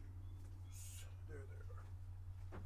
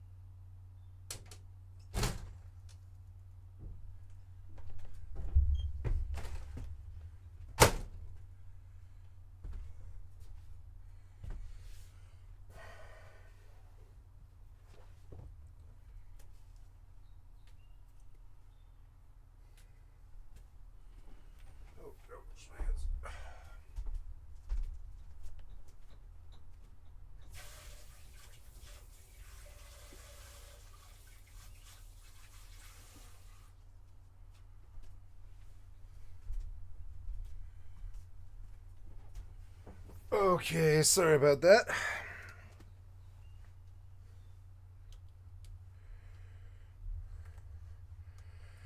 I'm dead. Why am I dead? Because I was AFK. What happened?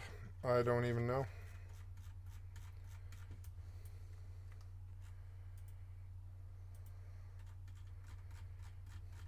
No combat log, huh? Maybe something spawned on me.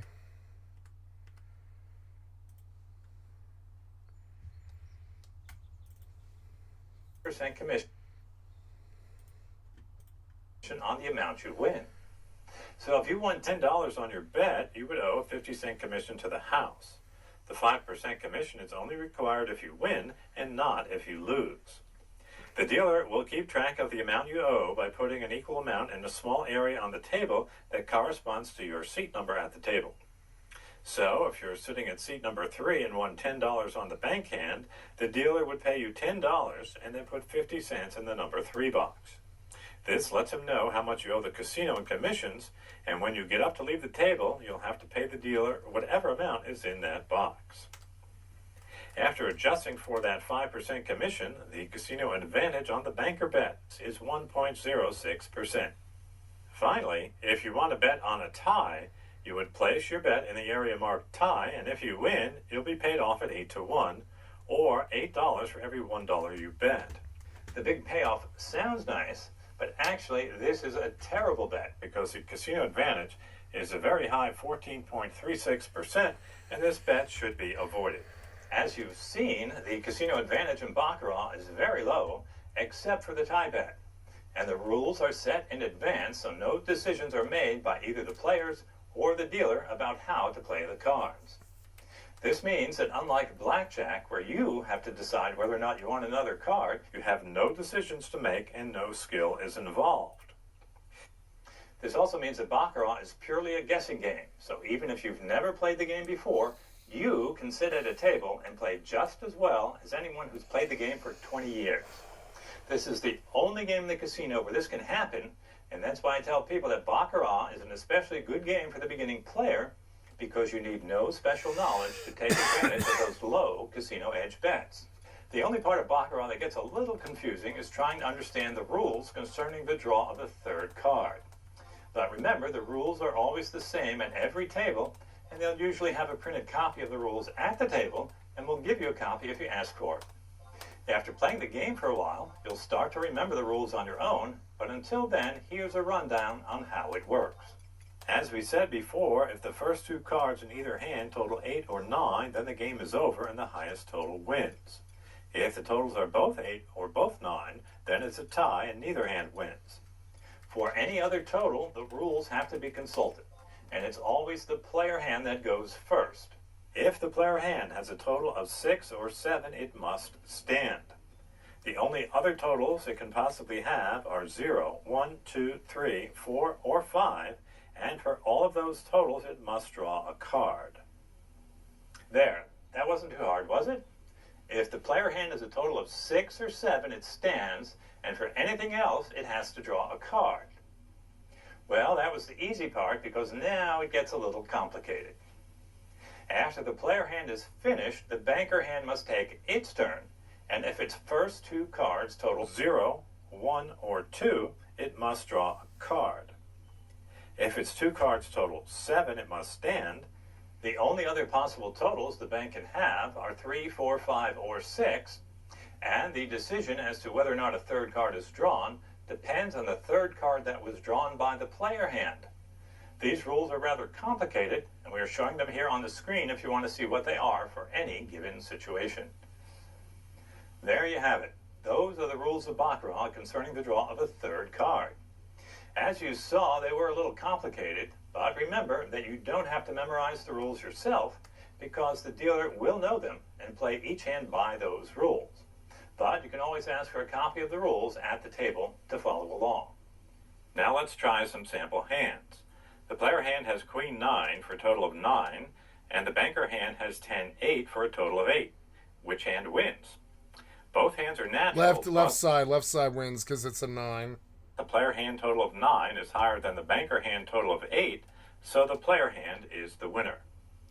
If the player hand has queen 6 for a total of 6, and the banker hand... This one is 0, 0, and this is 6, so left hand wins. ...has ace-jack, which equals 1. Or 1, what sorry, happens? ace-jack equals 1, yeah. The player hand must stand on its 6, and the banker hand must always draw when it has a total of 0, 1, or 2. Oh, so, okay, banker.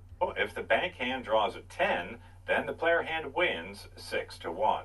What happens when the player hand has 10-5 and the bank hand has 6-10? The player hand must draw, and let's say it gets a 7 for a total of 2.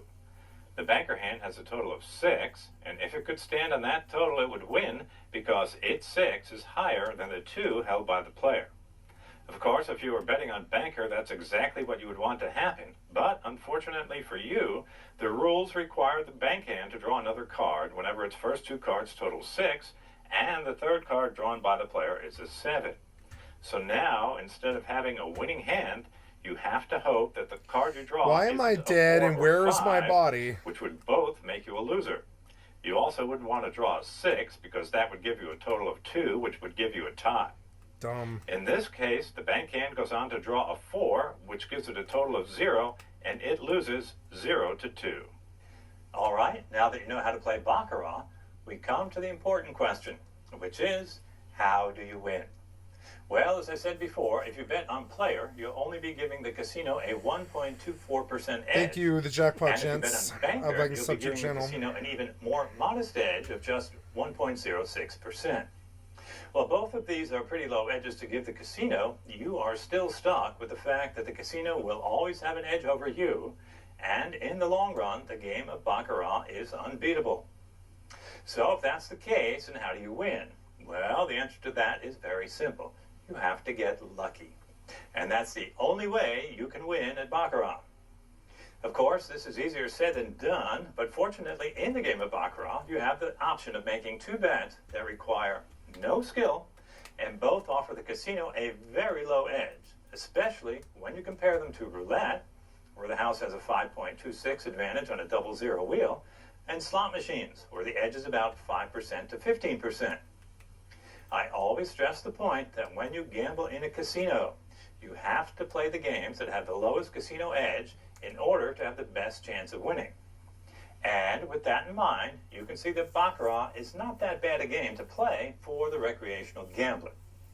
Now let's take a quick look at one of the most common systems for betting on Baccarat. One thing that many Baccarat players seem to have in common is a belief in streaks. And the casinos accommodate these players by providing scorecards at the table that can be used to track the results of each hand. Many players like to bet on whenever won the last hand in the belief that it will continue to come in and they hope for a long streak. The thinking for these players is that since Baccarat is purely a guessing game, it's just like guessing the outcome of a coin toss.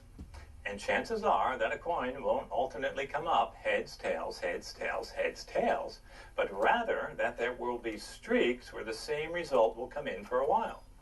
So, is this a good system? Well, actually, it's no better and no worse than any other system because no matter what you do, you'll still have the same casino edge going against you on every bet you make. 1.24% on the player and 1.06% on the banker. The one good thing about a system like this, though, is that you don't have to sit there and guess what you want to play each time. Instead, you go into the game knowing how you're going to play, and you don't have to blame yourself if your guess is wrong. Instead, you get to blame it on your system. That's all you need to know about how to play and how to win at Baccarat. Thanks for watching, and best wishes for good luck in the casino.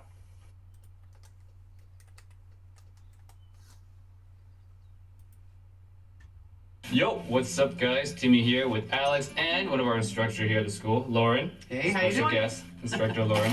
Today, I'm actually not sharing any system, it's Lauren sharing a system. So we have what's called the Lauren system. Our own personal system. Our own personal system.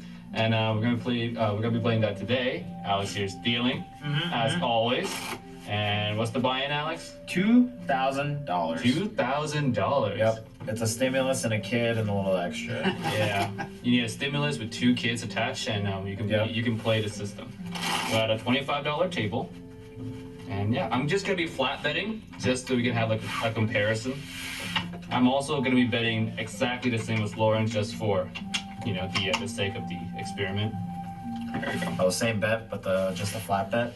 Yeah, I'm just gonna flap. I'm gonna pick the player. Same as Lauren. Lauren, since you're a special guest. Well, thank you, sir. All right, perfect. All right, come on, cards, go my way. All right, Lauren, you've been an instructor at the school for what, 6 years, 5 years? Something Just like as that, long. yeah. Wow. Been a while. Unbelievable. Yeah. Time flies. Yep, and even in the Henderson location, was it? Or Right, Flamingo? nope, Flamingo. Flamingo? So it's like 4 years, or 5 years, yeah. 4 or 5 years. Something like that. Yep. Wow. I don't even know what I haven't lost complete track of time. I think it was... Yo, what's up, guys? Timmy here with Alex and one of our instructors here. That here. Okay, so banker, 1 unit, tie first 3 hands. Okay. Okay, that's how it starts. I'm just gonna bet whatever wins, that's what I bet the next time. Okay. Okay, now you're just gonna bet $25 units always, right? Yeah. Well, I guess I don't even need reds now because I'm not gonna bet the tie. Okay. Well, we'll figure it out. Okay. All right, fantastic. Good luck. All right. Player shows 7 in stance. Banker has 6. Player wins 7 over. Player wins 6. Ooh, that sucks. F. Player. Player. And this is hand number 2, so I'm betting the tie again. All right. Okay. Now, how'd you come up with the system? Just from dealing for so long and watching the boards and watching the patterns, that there tends to be a lot of runs in a shoe. So what I'm doing is I'm playing for the runs. Oh, okay. The only way I lose with this system is if the shoe is chop, chop, chop back and forth. Oh, okay. Because I'll go 1 unit twice, and then I'll start to press by a unit. Okay. Okay. Okay, so if I can win 3 hands in a row or more, that's when I start to make a profit. Okay. Player shows 4. Banker has 5. 5. Player wins 5. Banker wins 5 over 4. And that was the 3rd hand, so I'm done with the tie. Okay. Unless there's a tie, and then I'll bet a repeat tie and a skip tie. Okay. Okay. Interesting. Your thoughts, Timmy? What's a skip tie? Skip tie is if there's a tie now and the next hand is not a tie, it's the hand the after 3rd that. hand. Okay. Yep. All right. Yep. 7. Okay, so still sticking with 1 unit because I just won the 1 time. All right. Okay. So you're going for that run, basically. So Going you're for gonna the keep run. on the banker if the banker keeps coming. As long as the banker keeps winning, Alright. I will. And then if I win this hand, I'll press it the next hand. Okay. Player shows natural 9. Player wins. Copy shoe. That's when it doesn't work for me. Yeah. All right. There's gonna be some runs in this shoe. I feel it. Don't worry, because when we start playing at the strat, right? Yeah. We're gonna be. I'm gonna need some baccarat help, so no problem with that. Oh, I'm right there. I like the game, but I would have to have a lot of money before I started playing it. If you do have skill, I believe is blackjack. If you are a regular player, you walk into a casino, you I lose. don't like this conversation. Leave it.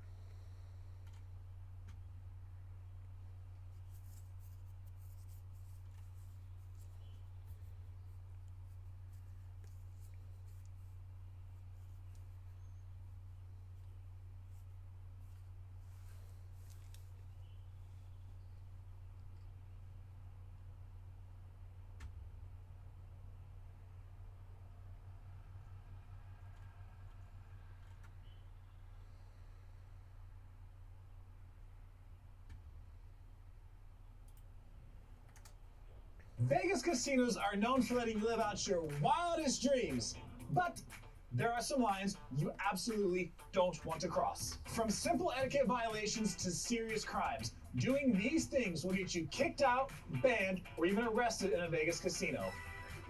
Don't say I didn't warn you. You might think Vegas casinos would love a winner. Someone they can put on social media saying, look at this lucky guy. But here's the reality. Win too consistently and you might find yourself politely escorted out. Now I'm not talking about hitting one big jackpot or having a lucky night. I'm talking about players who consistently beat the house, particularly at games like blackjack or sports betting. Even UFC President Dana White, despite his fame and being known as a big player, has reportedly been limited at certain casinos after winning too much at blackjack. You're a guy that they don't on in there. It's not because you're that good. Palms, I legit beat these guys at blackjack for 1.6 million, so they dropped my limits on what I could bet. Why do casinos do this? Simple economics. Casinos aren't charities. Their business is designed to make money. Players who consistently win disrupt that business model. And since casinos are private property, they have every right to refuse service to anyone, even winners. They might not even tell you directly the real reason. Instead, you just find your play restricted or they just refuse your action. If you ask any casino employee, they'll tell you they absolutely hate dealing with this. You might think it's harmless to let your kids stand next to you while you play slots, but in Nevada, it's strictly prohibited. Children aren't allowed to loiter in gaming areas, period. Even if they're just Nope, because they steal chips. watching, even if they're not touching anything, even if you say they're okay because they're with you, the gaming regulations are crystal clear about this. If you're caught letting your kids hang around while you gamble, you'll first get a warning. Ignore it and you might be asked to leave the casino floor. Multiple violations and they could even ban you from the property. So don't even bother asking the blackjack dealer if it's okay for your kid to stand near the table while you just play one hand. No, gambling and kids are not. Oh, another thing you don't do when gambling in Las Vegas casinos is kick off your shoes and put your feet on the table. Because you know how Vegas handles that, right? Leave me alone! You gotta be kidding me!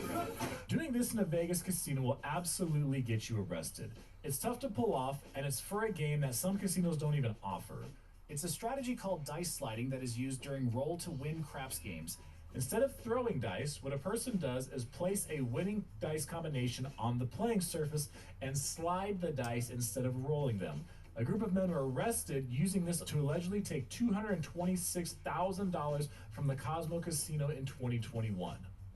Think pouring a drink on the casino floor is bad? Try pouring gasoline.